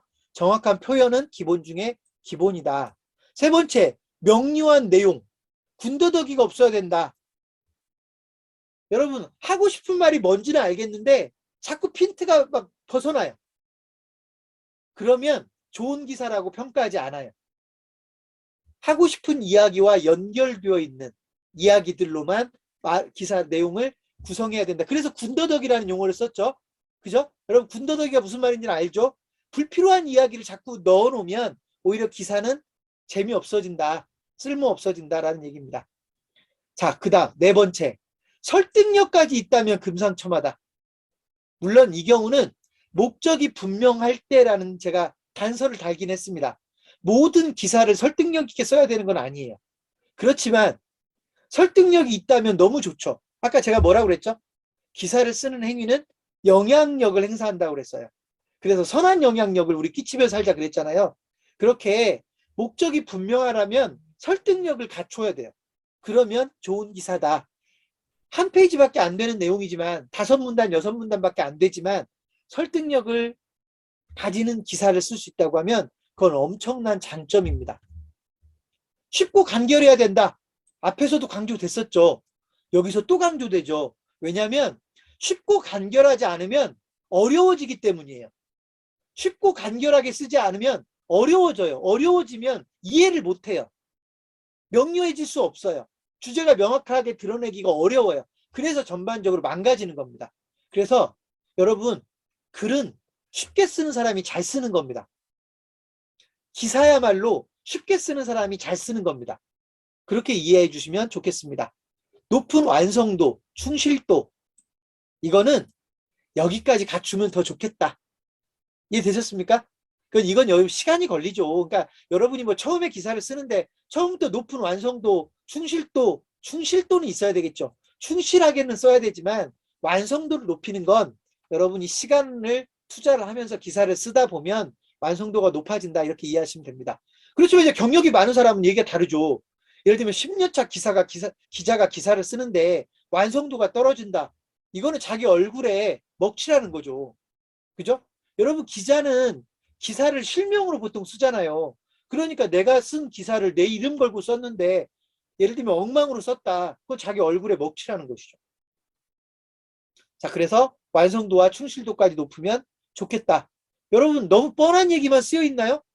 근데 여러분이 한 페이지 기사를 써가지고요. 이런 요건을 충족하면 그건 좋은 기사라니까요. 멋진 표현이 들어가 있지 않아도 멋진 은유적인 표현이 들어가 있지 않아도 멋진 수사적인 표현이 들어가 있지 않아도 이런 요건들을 충족하면 좋은 기사다라고 이해하시면 될 것 같습니다. 이러면 처음부터 끝까지 제가 자료를 다 보여줄게 될 것 같은데 한번 보시죠 뭐. 그죠? 기사의 기본 구성이 어떻게 되는가. 근데 사실은 리드를 설명하기 위한 목적입니다. 여러분 기사는 크게 이건 물론 아주 크게 나눈 거죠. 기사는 크게 제목과 리드와 본문으로 구성되더라. 여러분 이거 못 알아먹을 사람 하나도 없죠? 제목은 뭔지 알잖아요. 그죠? 기사는 제목이 있을 거고. 근데 그것도 기사의 하나니까. 그죠? 그 다음에 리드가 아까 뭐라고 그랬죠? 도입 부분. 첫 문장 또는 첫 문단. 물론 한 두 문장까지도 도입 부분으로 볼 수도 있죠. 그러니까 도입 부분을 무조건 한 문단으로만 써야 되는 건 아니니까 한 문단, 두 문단 쓸 수도 있는 거 아닙니까? 그죠? 어쨌든 그 도입 부분이 앞에서 얼마나 중요한지 강조했잖아요. 그래서 도입 부분을 아예 별도로 구별을 하잖아요. 그죠? 그리고 그 도입 부분을 보완하기 위한 나머지 부분을 본문이라고 썼습니다. 이렇게 기사는 세 가지로 구성된대요. 여러분 리드가 얼마나 중요한지 아시겠죠? 그죠? 기사를 제목을 빼면 기사를 리드와 본문으로 구별한 거예요. 리드와 본문으로. 그만큼 리드가 중요하다. 본문은 어차피 리드를 설명해주는 기능을 한다. 보완해주는 기능을 한다. 이렇게 이해하시면 됩니다. 자, 그리고요. 이런 거를, 이렇게 기사를 쓰는 거를 꼭 이것만 의미하는 건 아니지만 보통 여러분 공부를 조금 해보신 분들은 보통은 기사를 역삼각형 구조로 쓴다는 말을 많이 씁니다. 역삼각형 구조로 쓴다. 이게 그냥 여러분 중요성의 의미로 보면 될 것 같아요. 여러분 역삼각형이 앞부분이 넓고 뒷부분으로 갈수록 좁아지잖아요.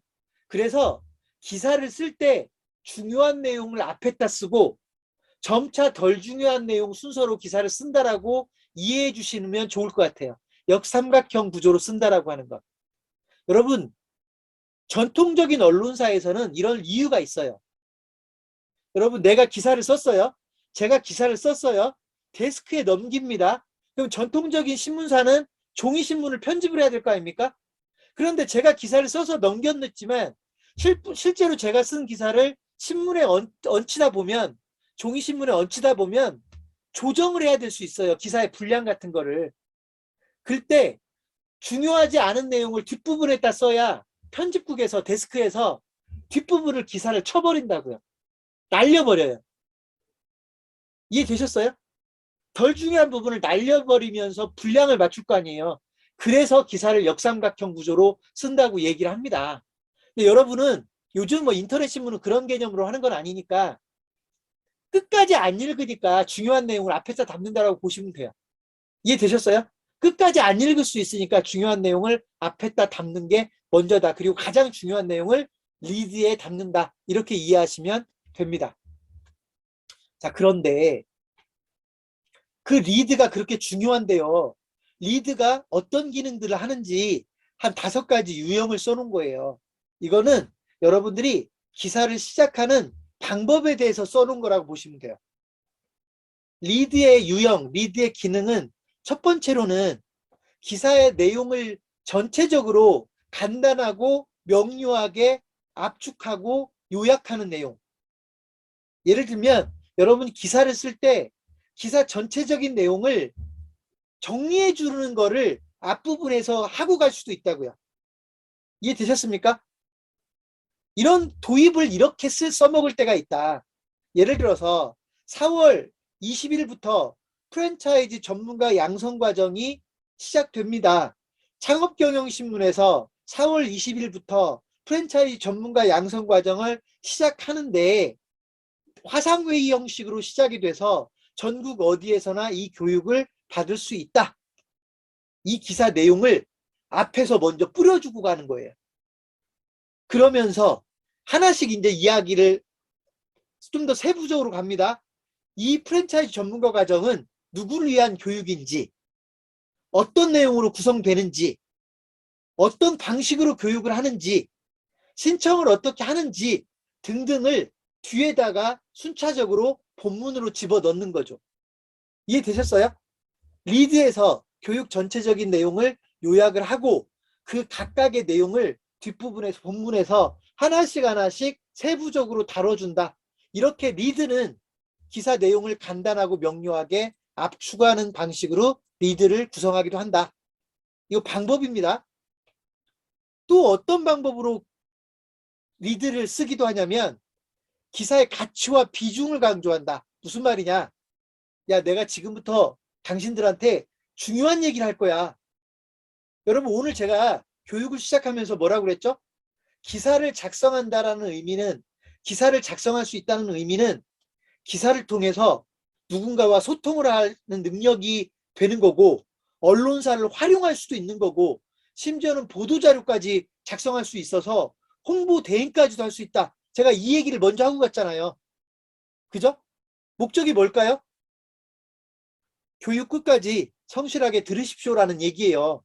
오늘 교육 중요하니까 끝까지 제대로 들으라는 얘기거든요. 기사를 쓸 때도 똑같아요. 기사를 쓸 때도 내가 지금부터 중요한 얘기 할 거거든? 얼마나 중요한 줄 알아? 너 이 이야기를 들으면 성적이 올라간다? 사업에서 성공할 거다? 이런 식으로 중요성을 앞에서 설명해주고 시작할 수도 있어요. 이해되셨습니까? 기사를 그렇게 시작할 수도 있다는 얘기입니다. 세 번째는 기능 3. 육하 원칙에 따라서 의문에 대해서 설명한다. 쉽게 얘기하면 질문을 던질 수 있어요. 여러분, 정부기관을 내 사업이 더 활성화될 수 있게 하기 위해서 정부기관을 이용하는 방법에 대해서 아십니까? 컨설팅을 받고 싶거나 자금이 필요할 때 정부기관을 이용할 수 있다는 사실을 아십니까? 라고 의문을 먼저 던짐으로써 사람들의, 독자들의 관심을 끄는 거예요. 그 다음에 이제 하나씩 설명해 가는 겁니다. 본문에서. 이해되셨습니까? 이렇게 리드를 활용하기도 한다. 네 번째 기능은 독자가 기사를 읽도록 유인해요. 좀 개념적으로 들릴 수도 있지만 그 리드를 읽고 나면 독자가 그 내용을 읽지 않을 수가 없어. 예를 들면 BTS에게 빠져있는 사람들에게 이 기사는 BTS의 최근 근황을 이야기해 줄 겁니다라고 하는 뉘앙스를 또는 내용을 담고 있잖아요. 그러면 그 기사를 끝까지 읽게 된다고요. BTS에게 관심 있는 사람은. 제가 자주 쓰는 방식이 있거든요. 제가 자주 쓰는 방식이 있어요.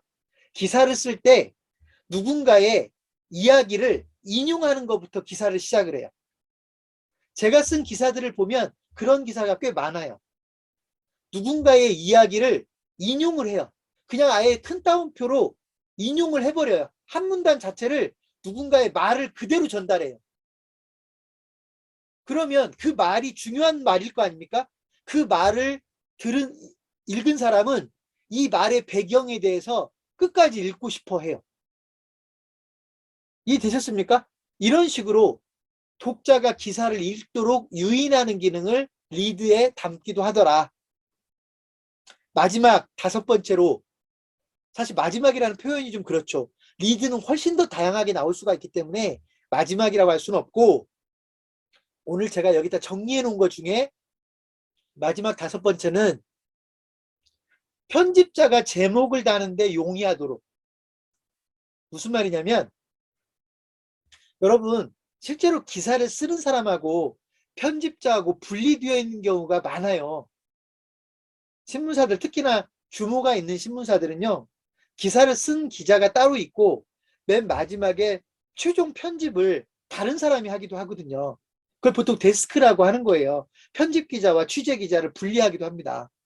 이럴 때 실제로 그 기사를 원래 썼던 사람이 제목을 달긴 하겠지만 편집자가 제목을 바꿀 수도 있거든요. 이럴 때 기사 내용을, 핵심적인 내용을 리드에 담아줘야 편집자가 끝까지 다 읽지 않아도 제목이나 뭔가 핵심적인 내용을 바꿀 수 있을 거 아닙니까? 더 임팩트 있는 내용으로. 이런 도움을 주기 위해서 리드문의 내용의 전체적인 핵심적인 내용을 그렇게 담기도 한다는 이야기입니다. 어찌 보면 기능 1번하고 좀 유사하죠. 이해되셨습니까? 자, 이렇게 리드가 중요한 건 이제 다 알겠죠. 기사를 시작하는 거니까 중요한 건 다 알겠죠. 그 리드는 여러분이 어떤 방식으로 기사를 시작하는지에 따라서 기사가 어떻게 써질지가 다 달라지기 때문에 여러분이 이런 리드의 기능들을 좀 알고 있으면 좋겠고요. 앞으로 여러분이 기사를 쓸 때마다 이번에는 리드를 내가 어떻게 가져가야 되겠다라고 하는 생각을 가지고 기사를 써야 돼요. 이해되셨어요? 그러면 똑같은 내용의 기사를 좀 다르게 쓸 수도 있거든요. 그래서 리드에 대해서 여러분들이 관심을 가지고 보실 필요가 있어요. 앞으로 이제 여러분이 이런 교육을 받은 분들은 기사를 쓸 때요, 기사를 읽을 때, 다른 언론사의 기사를 읽을 때 그 기사들이 어떻게 기사를 시작하고 있는지 관심 있게 지켜볼 필요가 있어요. 아, 이게 리드인데, 이 기사는 이게 리드인데, 이 리드를 어떻게 시작하고 있구나, 라고 하는 걸 여러분이 깨달으면서 그 기사를 읽으면 앞으로 내가 어떤 방식으로 기사를 시작해야 되겠구나, 다양한 옵션이 생겨날 수 있는 것이죠. 이해되셨습니까? 자, 몇 가지 유형의 리드를 활용하면 편리하다. 이거 이제 제가 여러분에게 팁을 드리는 건데, 제가 아까 뭐라고 그랬죠? 인용. 그죠? 누군가의 말을 그대로 인용해 오는 거예요. 천문단은 그냥 인용에, 그냥 누군가의 말을 그대로 전달해 버리는 거예요. 저는 그렇게 기사를 되게 많이 써요. 이해되셨습니까? 또 한 가지는 아예 질문을 던져버리는 경우도 있어요. 아까 예를 들어 자연스럽게 의문을 제기하는 방식이 아니라 아예 그냥 질문을 던져버리기도 해요. 또 특정한 상황을 설명하기도 해요. 어떤 음식점 앞이다. 사람들이 쭉 줄 서 있다. 여기 뭐 하는 곳이지? 살펴봤더니 음식점이었더라. 소위 음식점에 들어가기 위해서 줄 서 있는 사람들이었다. 이런 상황을 리드에 기술해주면 뭐죠? 끝까지 이게 이렇게까지 하면서 그, 그 기사를 읽고 싶겠죠. 이렇게 줄 서 있는 곳이 있단 말이야. 이런 식으로 특정한 상황을 설명해 주는 거예요. 기술해 주는 거예요. 그러면 그런 식으로 해서 리드를 시작하기도 하더라. 그래서 자, 이제부터 리드는요, 여러분이 읽는 거의 모든 기사를 읽을 때 꼭 우리 창업경제신문 기사가 아니라 하더라도 그게 어떤 기사, 이건 뭐 MBC, KBS의 방송 기사도 똑같아요. 모든 기사를 여러분이 접할 때는 이야기의 시작을 무엇으로 하고 있는지를 여러분이 계속 느끼기 시작하면 여러분이 좀 더 다양한 방식으로 리드를 끌어갈 수 있다. 이렇게 이해해 주시면 좋겠습니다. 초보 기자의 가장 손쉬운 기사 작성 비법. 자, 이거는 그냥 제가 여러분이 공부를 좀 더 하려고 하는 분들을 위해서 몇 가지 팁 적어 놓은 거예요. 좋은 기사를 통째로 외워라. 통째로 외우라고 해서 여러분 뭐 시 외우듯이 외우라는 게 아니에요. 여러분이 좋은 기사라고 생각되는 게 있으면 그 기사를 집중적으로 분석해 보면 여러분이 그런 방식으로 기사를 쓸 수 있다는 얘기예요. 이해되셨습니까? 좋은 기사를 자꾸 흉내내 보려고 노력해라는 의미로 받아들여야지 이거 누가 외우고 있습니까? 그죠? 시험 볼 것도 아닌데 외우라는 게 그런 의미가 아니에요. 그 내용을 완전하게 그 기사를 계속 분석해 보면 여러분도 그와 같은 방식으로 기사를 쓸 수 있게 될 것 같다. 그래서 좋은 기사를 찾아내는 게 중요합니다. 자주 활용되는 전형적인 기본 틀을 익혀라. 자, 여러분 혹시 기억하실지 모르겠는데 제가 여러분에게 이런 얘기를 한 적이 있을 거예요. 교육을 소개하는 기사는 거의 패턴이 똑같다. 교육을 소개하는 기사는 거의 패턴이 똑같다. 다른 의미로 특정한 창업 아이템을 소개하는 기사는 구성 내용이 비슷해요. 특정한 창업 아이템을 소개하는 기사는 구성 내용이 비슷해요. 성공적인 기업가를 소개하는 기사는 내용들이 비슷해요. 이것처럼 기사의 유형들이 있거든요. 그런 전형적인 유형들을 여러분이 몇 가지 기사에서 그 기사를 잘 소위 활용하면 그런 유형의 기사를 좀 더 반복적으로 쓸 수 있다고요. 여러분 좀 극단적으로 부고 기사가 있다고 치자고요. 부고 기사. 우리 마을에 어떤 분이 돌아가셨어요. 그죠? 장례식장은 어디고 장지는 어디예요? 연락처 뭐예요? 이렇게 부고 기사를 쓴다고 쳐보자고요. 극단적으로. 얼마나 단순합니까? 그죠? 뻔하지 않습니까? 그 유형이. 그렇게 특정한 기사들은 유형을 가지고 있는 경우가 많더라. 그래서 여러분이 그런 유형에 익숙해지면 기사는 그만큼 쉽게 써질 수 있다는 얘기입니다. 자, 리드는 제가 더 강조하지 않겠습니다. 리드는 계속해서 훈련해야 됩니다. 왜냐하면 리드가 중요하기 때문에 그렇습니다. 리드는 계속해서 여러분이 훈련하는 게 필요하다. 자, 또 한 가지. 이건 제가 지금 처음 얘기하는 것 같은데 오늘은 기존 기사를 보도자료로 활용하라. 기존 기사를 보도자료로 활용하라. 이건 무슨 말이냐면 여러분 내가 어떤 기사를 써야 될지를 모르고 있다가 소위 다른 신문사한테 선점을 빼앗겼다고요. 다른 신문사가 먼저 기사를 썼어요. 우리 마을에 우리 지역에 조례가 바뀌었대요. 나는 조례가 바뀐지를 모르고 있었어요. 또는 알고 있었지만 좀 더 천천히 써도 될 것 같아서 기사를 안 썼다고요. 아직. 근데 다른 신문사에서 조례를 어떻게 바꿨다고 기사가 나왔어요. 그러면 내가 놓쳤으니까 특종을 놓쳤으니까 나는 안 써야지가 아니라 여러분 그 기사의 내용이 중요하다고 생각이 되면 다른 보도 내용을 참고로 해서 여러분이 그 내용을 그런 조례가 바뀌었다는 내용을 기사를 쓰셔도 된다고요. 오히려 다른 매체의 기사들을 여러분이 관찰하고 있으면 혹시 놓치는 확률이 줄어드는 거예요. 단순히 정보 수집으로만 따지면 여러분 중요한 정보를 여러분이 놓칠 수 있잖아요. 그런데 다른 신문사가 쓴 기사를 정보 채널로 활용을 하면 적어도 안 놓칠 수가 있는 것이죠. 다른 신문사가 다뤘다는 얘기는 그만큼 중요하다는 얘기니까. 이해되셨습니까? 그런 의미로 기존 기사를 보도자료로 활용하라는 이야기를 한 겁니다.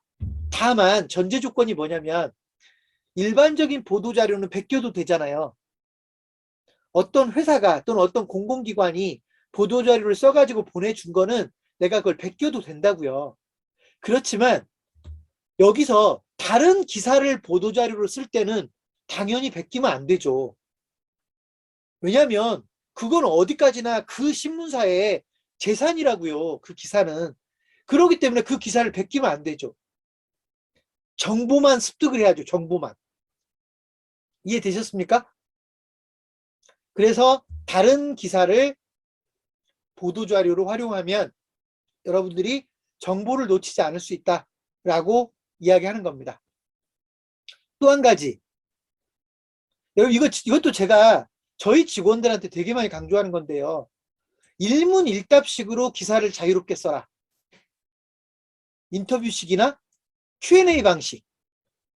여러분 질문 쓰고 답변 쓰고 질문 쓰고 답변 쓰고 질문 쓰고 답변 쓰면 아무래도 기사를 좀 더 쉽게 쓸 수 있을 거 아닙니까? 그죠? 그 방식도 기사로서 나쁘지 않다고요. Q&A 방식으로 기사를 썼다고 해서 누가 욕하지 않는다고요. 내용만 의미가 있으면. 저는 여러분들이 기사를 좀 더 쉽게 쓰기 위해서 Q&A 방식으로 기사를 쓰는 것도 좋겠다. 이해되셨습니까? 제가 오죽하면 사업계획서도 Q&A 방식으로 사업계획서를 작성하라고 합니까? 저는 그렇게 이야기하잖아요. 그죠? 저는 사업계획서도 Q&A 방식으로 하라고 하는데 여러분 기사도 Q&A 방식으로 써도 전혀 문제될 게 없다. 다만 Q&A 방식으로 정리했다가 나중에 여러분이 질문을 빼버리고 문장을 연결해 버릴 수도 있겠죠. 그러니까 그런 거기 때문에 Q&A 방식으로 기사를 써도 크게 무리는 없겠다. 저는 기사의 형식이 자유롭기 때문에 그런 기사들도 여러분이 관심을 가졌으면 좋겠습니다. 결론은 형식에 구속되지 말자. 여러분 제가 아까 그랬잖아요. 옛날에는 스트레이트 기사 따로, 의견 기사 따로, 뭐 해설 기사 따로, 피처 기사 따로 이랬지만 지금은 혼합되어 있기 때문에 기사의 형식에 너무 구애받지 말고 앞에서 이야기했던 좋은 기사의 요건이라고 그랬잖아요. 좋은 기사의 요건. 쉽고 간결하고 정확하고 내가 하고 싶은 얘기가 명료하게 드러나 있는 내가 하고 싶은 이야기의 주제가 명확하게 드러나 있는 그런 기사를 여러분이 쓰면 형식에는 크게 구애받지 않아도 됩니다. 라고 하는 걸 강조하는 겁니다.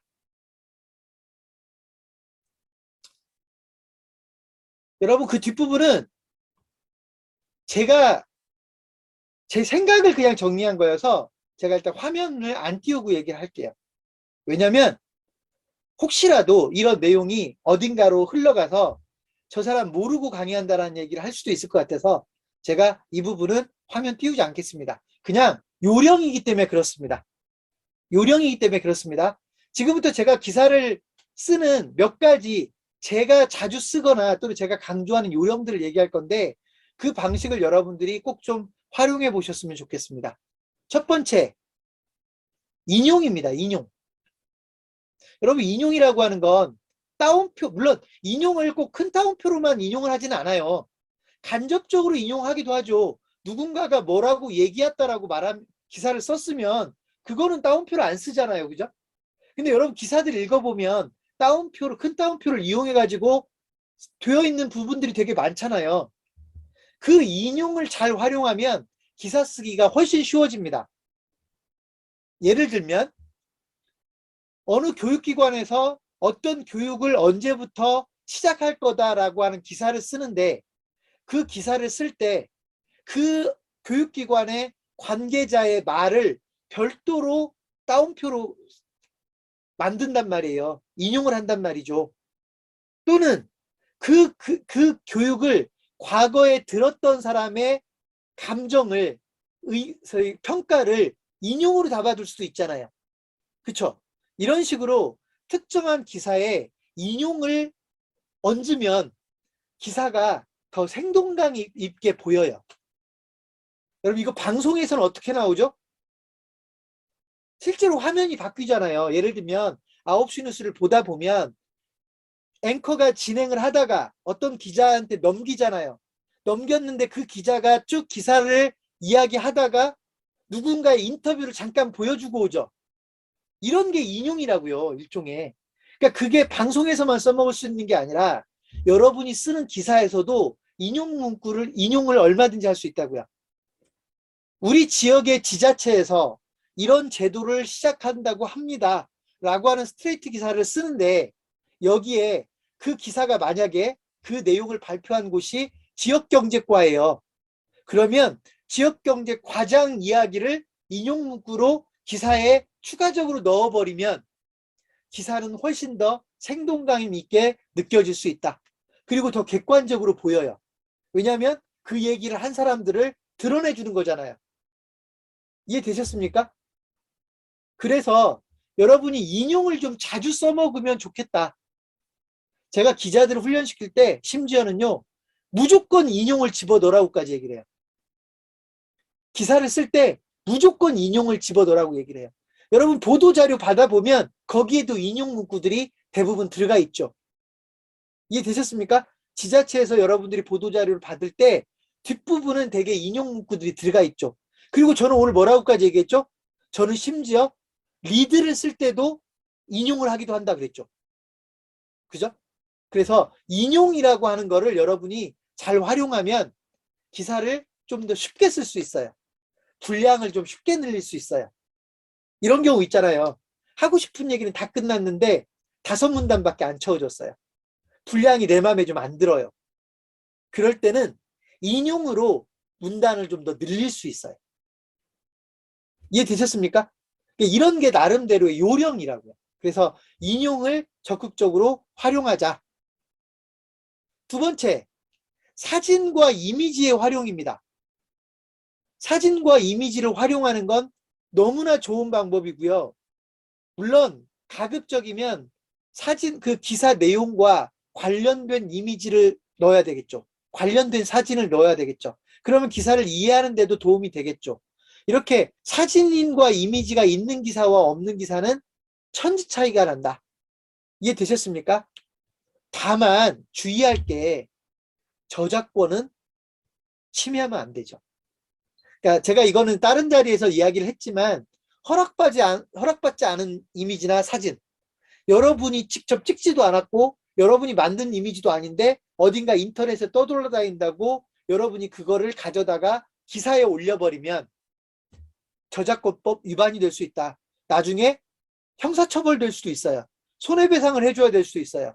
그래서 저작권은 조심하자. 이미지나 사진을 쓸 때는. 가장 좋은 건 여러분이 직접 찍어서 올리면 전혀 문제가 되지 않아요. 여러분이 직접 찍어서 올리면. 아시겠습니까? 그죠?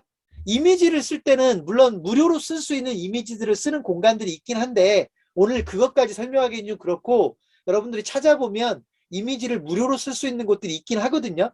근데 그거는 보통은 상업적이지 않다라는 걸 전제하는 경우가 많아서 해당되지 않을 수도 있어요. 그래서 저희 회사 같은 경우는 이미지를 사서 씁니다. 멤버십 개념으로 사서 씁니다. 그리고 사진 같은 경우는 찍어서 쓰거나 그렇고요. 물론 이때도 보도자료를 보내면서 어디선가 보내준 것들, 예를 들면 내가 서울시청에 대한 기사를 쓰는데 서울시청에서 찍어서 보내준 것들은 저작권 걱정할 필요 없겠죠. 이해되셨습니까? 자, 그런 개념으로 이미지를 잘 활용하는 건 기사를 더 멋지게 쓰는 방법 중에 하나다. 요즘 여러분 심지어 카드뉴스라고 들어보셨죠? 아예 기사를 카드를 쭉 열거해 놓는 방식으로. 그러니까 문장을 만드는 게 쉽지 않다고 판단할 수도 있고 또는 문장으로 글을 쓰면 사람들이 많이 안 읽는다라고 하는 생각 때문에 카드를 예를 들면 10장을 열거해요. 아주 요약된 문장들로 구성해서 그런 걸 보통 카드뉴스라고 하잖아요. 요즘 그 카드뉴스도 유행이죠. 여러분이 만약에 이미지를 편집하는 능력이 있다면 이런 카드뉴스를 써보는 것도 요령 중에 하나입니다. 이해되셨습니까? 물론 그때도 저작권은 중요하다. 남의 저작권을 침해하면 안 된다. 여러분 거꾸로 생각하시면 돼요. 내가 쓴 기사를 다른 사람들이 그저 허락도 없이 가져다 쓴다? 안 되죠. 어떤 분들은 출처를 밝히면 되는 거 아닙니까? 출처 밝혀도 안 됩니다. 출처를 밝혀도 저작권은 침해하는 겁니다. 허락을 받으면 모르겠지만 허락을 받으면 저작권 위반이 아니죠. 근데 문제는 뭐냐면 이런 경우가 있어요. 자기는 허락을 받았다고 받았어요. 근데 증거가 없어요. 그럼 나중에 덤탱이 쓸 수도 있어요. 무슨 말씀인지 알겠죠? 그래서 허락을 받아서 쓸 때는 증거물을 남겨놔야 돼요. 그럴 자신이 없으면 남의 이미지는 남의 사진이나 이미지를 쓰면 안 돼요. 이해되셨습니까? 이해되셨습니까? 자, 그 다음 제가 아까 기사를 마무리하는 거는 그렇게 중요하지 않을 수도 있다고 얘기를 했죠. 리드만큼은 중요하지 않다. 그렇지만 모든 글이라고 하는 게 마무리를 좀 멋지게 할 수도 있잖아요. 제 교육도 마찬가지예요. 제가 교육을 할 때 항상 오늘 교육 마무리는 어떻게 할 건가를 별도로 고민하거든요. 오늘 교육은 어떤 식으로 마무리해야 되겠다. 반드시 고민합니다. 어떤 분들은 제가 말로만 하는 것 같아서 보여드릴게요. 오늘 진도를 다 나갈 수 있을지 없을지 모르지만 뭐라고 돼 있죠? 이것만은 꼭 이해되셨어요? 오늘 제가 여러분에게 마무리할 얘기예요. 그만큼 내가 좋은 강의를 하고 싶으면 좋은 발표를 하고 싶으면 시작을 어떻게 해서 어떻게 전개를 해서 어떻게 마무리를 하겠다라고 하는 전략이 필요하다. 기사도 리드만큼은 중요하지 않지만 마무리가 중요할 수 있다고 아까 나왔었잖아요. 그죠? 자, 그런데 그 마무리를 하는 것도 여러분 요령들입니다. 예를 들면 뭐 신청 방법을 마지막에 참여 방법을 또는 연락처를 소개한다거나 이런 것도 마무리가 될 수도 있지만 때에 따라서는요. 예를 들면 이런 경우가 있어요. 어떤 회사를 내가 소개하는 기사를 썼어요. 그런데 오늘 이야기는 특정한 이벤트에 대한 기사였어요. 근데 마무리는 또 다른 내용을 좀 강조해주고 싶어요. 예를 들면 그 회사가 최근에 어떤 상을 받았다라는 내용을 강조하고 싶어요. 이럴 때도 마무리하면서 일부러 분위기를 바꾸기도 합니다. 뭐 이거를 글을 쓸 때는 뭐 사족이라는 표현을 쓸 수도 있는데 굳이 안 써도 되는 내용일 것처럼 보일 수도 있는데 사실은 전략적으로 그럴 때가 있어요. 이해되셨습니까? 왜냐하면 내가 오늘 이 기사를 쓰는 목적이 따로 있지만 나는 이 얘기도 좀 하고 싶은 거예요. 그죠? 그럴 때 마무리하면서 그런 내용들을 살며시 추가하는 경우도 있습니다. 그래서 그냥 여러분이 이렇게 이해하시면 돼요. 모든 기사를 마무리할 때 혹시라도 좀 미진한 게 있으면 마무리할 때 깔끔하게 또는 임팩트 있게 전달해 주면 기사가 좀 더 멋져지겠죠. 풍요로워지겠죠. 이해되셨습니까? 그래서 리드만큼은 중요하지 않지만 마무리를 하는 것도 요령이 될 수 있다. 저는 마무리하는 걸 되게 많이 신경 씁니다. 왜냐하면 마무리는 대단한 내용이 나오진 않아요. 중요한 내용을 한 번 더 강조하거나 중요한 내용을 예를 들면 뭐 전화번호를 직접 표시를 해주거나 이럴 때 마무리를 할 때 강조를 합니다. 여러분 기사를 중간에 이렇게 훌러덩 넘어가는 경우들도 있거든요. 기사를 읽을 때. 그런 부분도 감안을 하는 겁니다. 또 한 가지. 여러분 접속어라고 아시죠? 접속어. 그죠? 뭐 그러나 그리고 또한 뭐 그런 거 있잖아요. 왜냐하면 뭐 이런 거 있잖아요. 자, 그런데 아까 제가 모든 글은 문단과 문단의 조합이라고 했기 때문에 여러분들이 문단과 문단을 연결하다 보면 사실은 접속어는 문단과 문장과 문장을 연결할 때도 접속어를 쓰지만 문단과 문단을 연결할 때도 접속어를 쓸 때가 많아요. 그런데 신문기사는 논리적인 접속어를 매번 등장시키진 않아요. 그냥 자연스럽게 문단을 넘어가면 접속어가 반영돼 버려요. 그러니까 접속어를 굳이 쓰지 않아도 의미상의 논리 구조나 뭔가 흐름이 나오기 때문에 접속어를 그렇게 강조하지 않을 때가 있어요. 그런데 접속어가 중요할 때들이 있어요. 그래서 제가 지금 여러분에게 뭐라고 설명드리고 싶냐면 여러분이 기사를 읽을 때 일반적인 글보다는 접속어가 없을 거예요. 신문기사를 읽으면 접속어가 일반적인 글들보다는 없어요. 부족해요. 그런데 접속어가 나올 때는요. 그 접속어가 꼭 필요한 경우들이 있어요. 그래서 여러분이 기사들을 읽을 때 접속어가 나오면 그 접속어를 주목해 주세요. 그럼 여러분이 나중에 그 접속어를 또 써먹을 수 있다고요. 예를 들면 신문기사를 쓰는데 그리고 그런데 이런 접속어들은 잘 안 나온다고요. 그런 거는 자연스럽게 그냥 문단을 연결하면 저절로 알아요. 그런 접속어가 없어도. 그런데 어쩔 수 없이 접속어를 써야 될 때가 있어요. 예를 들면 여러분이 기사를 쓰는데 제 말을 인용하고 싶어요. 여러분이 기사를 쓰는데 제 말을 인용하고 싶어요. 근데 그 인용할 때 두 문단을 채우고 싶어요. 제 인용 내용이 중요해서 두 문단을 채우고 싶어요. 그럴 때는 적절한 접속어를 써줘야 기사가 부드러워지거든요. 그래서 여러분이 기사를 읽을 때 접속어를 좀 유독 관심 있게 볼 필요가 있어요. 어지간한 접속어들은 생략된다.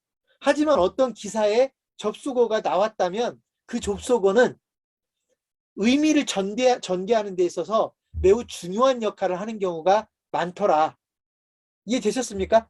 그러니까 여러분이 그런 접속어에 익숙해지면 기사 쓰기가 훨씬 더 쉬워집니다. 되셨나요? 이거 이제 오늘 당장 여러분들이 기사를 읽어보기 시작하면 접속어가 보일 거라고.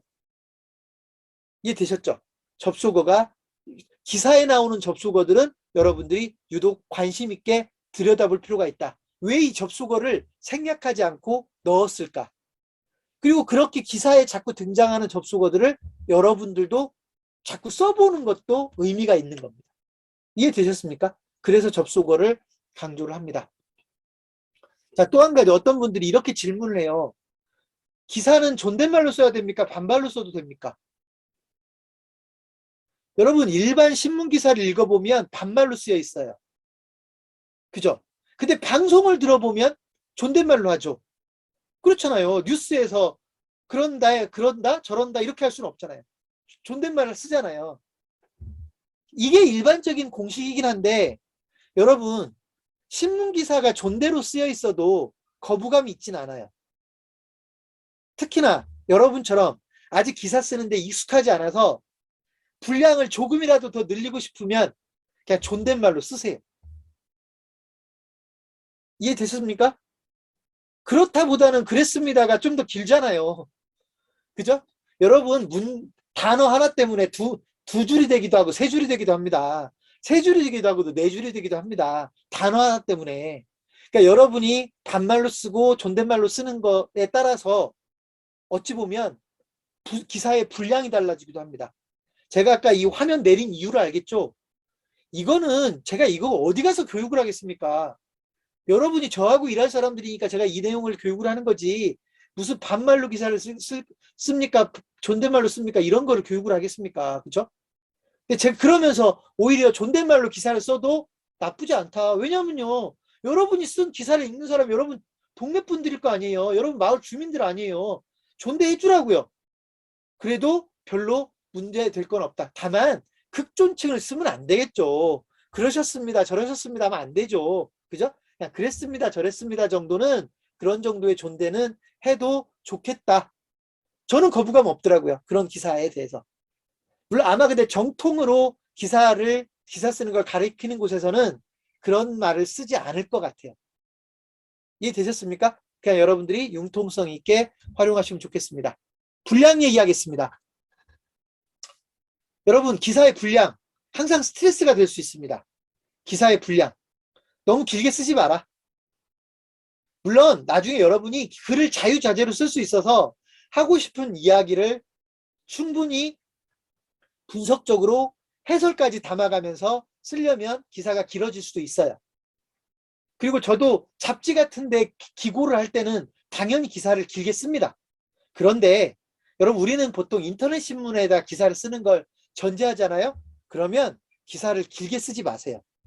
문단으로 따지면 10문단 넘어갈 일은 거의 없고요. 보통은 5문단에서 7, 8문단 정도를 가지고 기사를 씁니다. 이해되셨습니까? 마을신문은 더 문단이 적어도 돼요. 한 너댓 문단 가지고도 기사를 쓰고 기사가 너무 성의 없어 보이면 사진을 잘 활용하면 돼요. 이해되셨습니까? 자, 그래서 기사의 분량에 대해서는 너무 신경 쓰지 말자. 그렇지만 이럴 수는 있어요. 너무 기사가 짧으면 성의 없어 보이긴 해요. 그러니까 여러분 이거는 기사를 쓰는 사람은 항상 독자를 의식을 해야 되기 때문에 내가 기사를 썼는데 성의 없이 보이면 부고 기사라든지 예를 들면 속보 기사 우리 지역에 어떤 게 뭐 예를 들면 새로 생겼다거나 아니면 뭐 새로운 대통령이 당선됐습니다라고 하는 이런 속보 기사를 쓸 때는 짧은 내용의 기사를 빨리 전달하는 게 중요하니까 정말로 그런 한 문장짜리 기사도 있을 수 있어요. 하지만 그렇게 급하지도 않은 기사를 너무 짧게 쓰면 성의 없어 보일 가능성이 있기 때문에 분량에 대해서 보통 의식을 하는데 일단 여러분이 기사 쓰는데 좀 익숙해질 때까지는 너무 분량에 대해서 스트레스를 안 받았으면 좋겠습니다. 쓰다 보면 늘어나니까 실력이 느니까. 되셨습니까? 자, 그 다음 기사 실명제 보통 바이라인이라고 하죠. 바이라인 기사를 쓴 사람 홍길동 기자라고 보통 밝히잖아요. 보통 기사를 다 쓰고 나서 맨 마지막에 밝히고 여러분이 직접 밝힐 수도 있고 어떤 시스템은 자동으로 표시되게 합니다. 자, 그건 여러분 너무 당연한 얘기예요. 기사를 마지막에 쓸 때 여러분 기자 이름을 밝혀주거나 내 이름을 밝히고 싶지 않으면 어느 신문사 편집국이라고 쓰기도 합니다. 자, 그렇게 쓰기도 해요. 그러니까 별로 중요하지 않은 기사는 이름을 밝히기보다는 그냥 어느 신문사의 편집국이라고 남기기도 합니다. 이렇게 보통 바이라인, 이런 걸 바이라인이라고 하거든요. 이런 거를 맨 뒤에 쓰는데 여러분 기사를 시작할 때도 바이라인을 남겨달라고 저는 자꾸 요청을 합니다. 왜냐면 요즘은 기사들도 어디 자꾸 검색될 거 아니에요. 검색이 될 때 예를 들면 이 기사가 창업경신문 기사인지 국세일보 기사인지 어느 동네의 마을 신문인지를 밝혀주면 그 마을 그 신문과 관련성이 있는 사람들은 끝까지 한번 봐야 되겠다 이런 생각을 할 수도 있단 말입니다. 그죠? 그래서 바이라인은 원래 맨 마지막에 기사를 쓰고 나서 바이라인을 밝히지만 맨 처음에도 바이라인을 밝히는데 맨 처음에 바이라인을 밝힐 때는 보통은 대괄호로 표시를 합니다. 저희 창업경신문이나 국세일보 기사를 보시면 앞에 창업경신문 홍길동 기자, 국세일보 홍길동 기자라고 기사를 시작하기 전에 대괄호로 표시를 하고 갑니다. 그런 것들도 여러분들도 흉내내 보셨으면 좋겠어요. 여러분 기사 쓸 때 가장 제가 이제 좀 안타깝게 생각하는 게 형식이 기사하고 전혀 관계가 없는 뭐 1, 2, 3, 4, 5, 6 이렇게 되어 있는 걸 막 기사에다가 그대로 올려놓는 분들이 계시는데 물론 마을신문은 때로는 그것도 중요한 내용이면 그렇게 올려놓는 것도 중요하지만 기사는요 기본적으로 기사의 형식을 구현해 주는 게 좋습니다. 말을 하듯이 이해되셨어요? 글을 써주는 게 좋습니다. 만약에 1, 2, 3, 4, 5, 6 열거를 해주는 게 필요하다면 일단 기사를 좀 설명해주고 그러고 나서 1, 2, 3, 4를 뒤에다가 표시해 주십시오. 이해되셨습니까? 그런 게 요령입니다. 심지어는 인터뷰 기사를 할 때도 처음부터 질문 답변을 쓰는 게 아니라 일단 이야기를 먼저 좀 하고 나서 리드문 정도를 먼저 시작을 하고 나서 그런 다음에 질문, 답변 이렇게 기사를 쓰면 기사를 훨씬 더 쉽게 쓸 수 있습니다. 자, 그 다음 이건 뭐 너무 당연한 얘기니까 제목과 부제목이 중요하다. 제목과 부제목이 중요하다. 여러분 제목이나 부제목을 여러분 제목은 뭔지 알죠? 부제목은 그 밑에 좀 요약해 놓은 것 같은 것들이 따로 있잖아요. 문장 말고 이런 것들을 보통 부제목이라고 한다고요. 제목과 부제목은 중요하다. 왜냐하면 많은 독자들이 제목과 부제목만 보고 그 기사를 판단해 버리기도 하거든요. 그러니까 리드까지도 가지도 않고요. 제목과 부제목 보고 내가 이걸 읽을까 말까를 결정해 버리기도 하거든요. 그러니까 제목과 부제목이 중요하다. 또 한 가지, 요즘은 검색에 걸려야 좋잖아요. 내가 쓴 기사가 검색에 더 많이 걸리면 좋겠죠. 근데 본문에만 걸려 있는 키워드와 제목에 걸려 있는 키워드는 비중이 다르거든요. 그래서 여러분이 중요하다고 생각되는 키워드를 제목이나 부제목에 얹어 주어야 여러분이 쓴 기사가 더 많이 검색될 가능성이 높아지는 겁니다. 검색될 확률이 높아지는 겁니다. 이해되셨습니까? 그래서 제목과 부제목이 중요하다.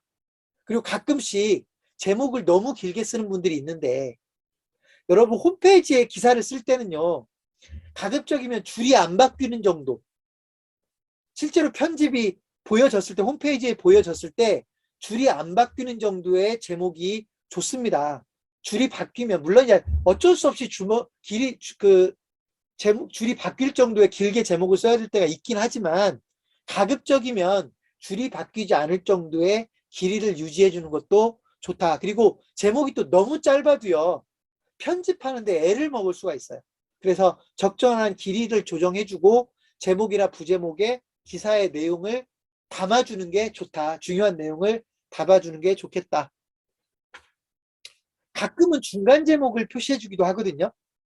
예를 들면 굵은 글씨로 기사 중간중간에 제목을 달아주기도 해요.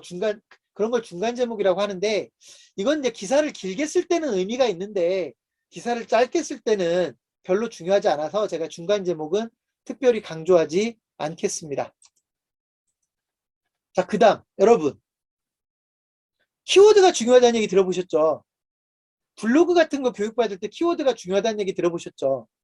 기사도 키워드가 너무나 중요합니다. 그러니까 이렇게 보시면 돼요. 여러분이 기사를 쓸 때 여러분이 전달하고 싶은 메시지가 있어요. 주제가 있어요. 그 주제와 관련된 키워드가 있고 그 키워드가 만약에 검색되는데 중요한 키워드라고 생각이 되면 보통 여러분 이걸 해시태그로 달잖아요. 우리가 보통 SNS를 할 때 해시태그를 달려면 기본적으로 본문에도 그 키워드가 담겨야 됩니다. 기사에다가 해시태그를 달 수는 없으니까. 그죠? 그러니까 중요한 키워드를 여러분들이 의도적으로 끄집어내서 그런 키워드들을 내 기사에 담겼는지 안 담겼는지를 따져보면 좋은 키워드를 여러분이 많이 쓰면 쓸수록 검색될 확률은 높아진다라고 보시면 돼요. 너무 간단한 논리이지만 대부분 거기까지 신경을 안 쓰거든요.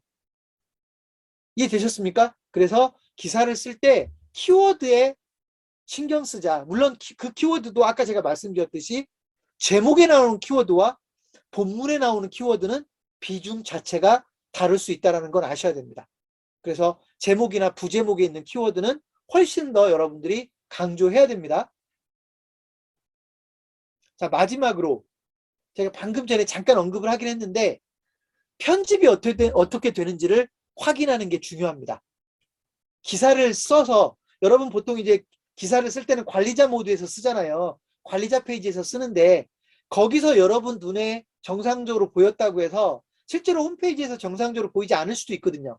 그래서 여러분이 기사를 쓰고 나면 반드시 독자들이 보는 화면에서 정상적으로 보이고 있는지를 확인할 필요가 있습니다. 이해되셨습니까? 그때 이제 여러분 교정 같은 것도 중요하다고 그랬잖아요. 제대로 편집이 되었는지, 문단이 내가 원하는 대로 나뉘었는지, 예를 들면 심지어 어떤 경우는 기사를 쓸 때 예를 들면 굵은 글씨 같은 거를 표현해주는 기사를 쓸 수도 있는데 그런 것들이 내가 원하는 만큼 표시가 됐는지, 제가 문단과 문단을 가급적이면 한 칸씩을 띄라고 하는데 그건 제대로 띄어져 있는지, 이런 것들이 더 보기 좋게 독자들에게 보여주기 위해서거든요. 그래서 맨 마지막에 그런 화면, 독자의 입장에서 기사를 최종적으로 확인하는 게 꼭 매우 중요하다. 이해되셨습니까?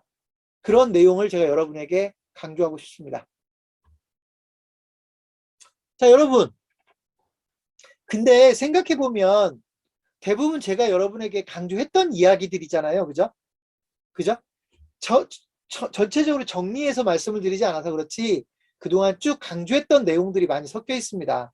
그렇게 하면 여러분들이 기사 쓰는 게 훨씬 더 쉬워질 거다라고 하는 겁니다. 자, 지금부터 제가 화면을 좀 잠깐 보여드릴 건데 계속해서 이제 내용이 반복되고 있다는 걸 여러분이 알 거예요. 그만큼 중요하다라고 생각되는 것들을 이미 이야기할 부분 얘기했고, 그 다음에 이제 제가 이야기 내용들은 소위 좀 더 강조하거나 어떤 이야기를 하기 위해서 반복되는 이야기들이라고 하는 것도 여러분들이 이해를 해 주시면 좋겠습니다. 보겠습니다. 기사 작성 실무. 일단 여러분들이 일단 기사를 쓰려면 뭔가를 일단 해봐야 될 거 아닙니까? 그죠? 해볼 때 제가 뭐라고 썼냐면 취재 내용을 일단 총정리한다. 여러분 취재를 해야 기사를 쓰잖아요. 취재 내용을 총정리하는데 사실관계, 주장, 의견. 보통 취재를 한 내용을 총정리한다고 하면 사실관계만을 총정리할 수도 있지만 주장이나 의견이라는 건 뭐냐면 내가 이 기사에 담고 싶은 이야기들을 그 내용에 전부 다 일단 집어넣어야 돼요. 요약된 내용에. 이해되셨어요? 그러고 나서 설계를 하고 문단을 만드는 거거든요. 그래서 일단 내가 기사에 담고 싶은 내용을 총정리를 해서 소위 한 장의 종이에다가 다 집어넣고 정리를 해야 된다고요. 이게 일단 기사 쓰는데 출발점이 돼야 됩니다. 그러고 나서 내가 이 기사를 어떤 주제로 어떤 목적으로 쓰는 거지를 정해야 되겠죠. 물론 처음부터 이게 정해지기도 하죠. 처음부터 목적이 정해져 있고 나서 취재를 했을 때는 이게 정해져 있는 거지만 어떨 때는요, 여러분이 취재를 하고 나서 그 다음에 제목을 정해야 될 수도 있거든요. 그래서 일단 내용을 총 정리를 한 다음에 그 다음에 내가 이 기사에 담고 싶은 내용들까지 다 정리를 해본 다음에 그런 다음에 주제나 목표를 정한다. 그러고 나면 어떻게 해요? 기사의 구성을 설계한다. 설계는요, 여러분, 제가 이 부분만 가지고 보면 두 단계로 한다고 보면 돼요. 첫 번째는 제목과 리드와 본문으로 나눈다고 그랬잖아요. 제목과 리드와 본문을 설계한다. 여러분, 이미 다 됐잖아요. 제목 끄집어내고 리드를 어떤 내용으로 가져가야 되겠다. 나머지는 본문에 때려 넣겠다. 대략적인 설계. 그죠? 두 번째 문단을 설계하라는 건 뭐냐면 여러분이 기사를 예를 들면 8문단으로 쓸 거라면 각각의 문단을 설계해야 될 거 아니에요. 여러분 이렇게 보시면 돼요. 여러분이 8문단으로 기사를 쓰고 싶으면 8문단을 그냥 설계한다고 보시면 돼요. 어떤 이야기로 쓰고 어떤 이야기를 쓰고 어떤 이야기를 쓰고 어떤 이야기를 쓰고를 소위 문단을 설계한다라는 생각으로 이야기의 순서를 정해놓는 겁니다. 그렇게 해서 설계를 하고 나면 그 설계된 내용대로 문단을 만드는 건데 그 문단을 만들기 전에 순서를 좀 조정할 필요가 있죠. 이해되셨어요? 취재한 내용을 바탕으로 해서 문단을 조정한다. 여기서 문단을 조정한다는 건 문단의 순서를 조정한다는 거예요. 그리고 나서 이제 문단에 따라서 기사를 완성하겠죠? 그리고 나서 마무리를 하는 겁니다. 그래서 실제로 이 부분은 그냥 여러분 설계를 위한 준비라고 생각을 해도 좋을 것 같아요. 설계를 위한 준비. 이렇게까지 설계를 하고 뭘 한다고요? 기사 쓰기에 돌입한다. 이해되셨습니까? 이렇게까지 설계를 하고 나서 기사 작성에 들어간다. 보시면 됩니다. 여기에서 이제 여러분이 중요한 포인트, 반복된다고 그랬죠? 한 문단은요, 3줄 정도로만 써보자, 일단.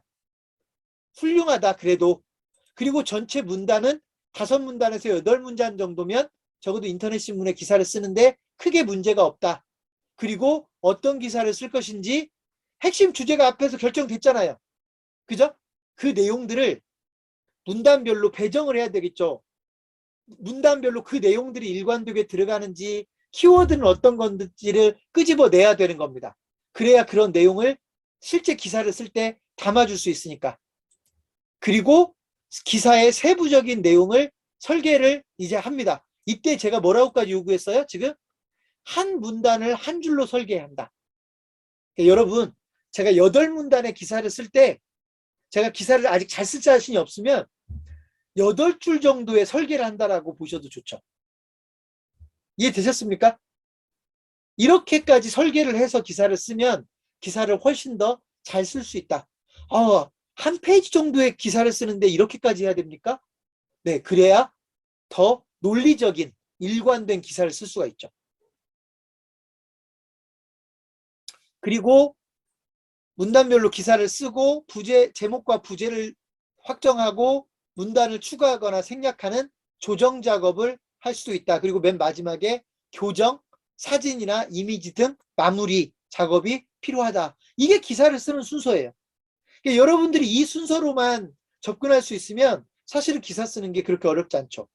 나중에는 이제 뭐가 문제냐면 기사 쓰는 게 익숙해지면 이 과정들을 자꾸 생략하게 되거든요.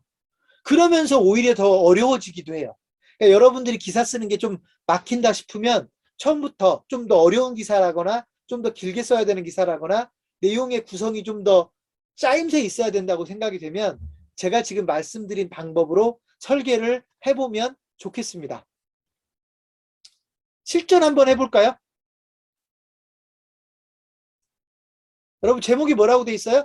창업 인터뷰 기사를 한번 써보자. 창업 인터뷰 기사를 한번 써보자. 저희 창업경신문은요. 창업한 지 한 3개월, 6개월 정도 된 사람들, 좀 길게 보면 1년 정도 된 사람들을 취재해서 기사를 쓸 때는 창업 인터뷰를 쓰게 하는 경우가 있어요. 왜냐하면 우리 독자가 창업자가 많으니까. 자, 그러면 여러분 이제 이렇게 제가 실전을 해본다는 게 무슨 말이냐면 여러분이 지금 창업 인터뷰를 쓰려고 한다고요. 창업 인터뷰를. 그러면 우리 마을에서 최근 6개월 이내에 또는 1년 이내에 창업한 사람을 찾을 거 아닙니까? 그래서 누군가를 하나 찾았어요.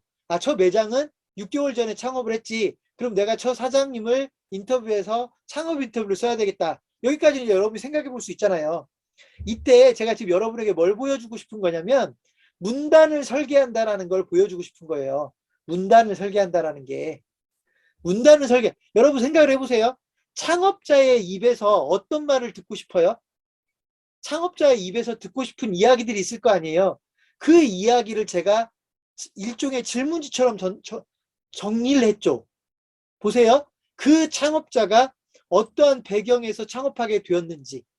예를 들면 저는 IMF 시기에 대학을 졸업했고 IMF가 한참 진행되고 있을 때 대기업에서 생활을 했고 그 과정이 너무 싫어서 때려치고 나와서 창업을 하게 됐거든요. 예를 들면 이런 식으로 이 사람이 어떤 배경에서 창업했는지를 들어보는 것도 의미가 있겠죠. 내가 이런 내용을 기사에 넣어야 되겠다. 그럼 이렇게 설계를 했잖아요. 또 이 사람이 왜 이 아이템을 선택했는지도 물어봐야 되겠다.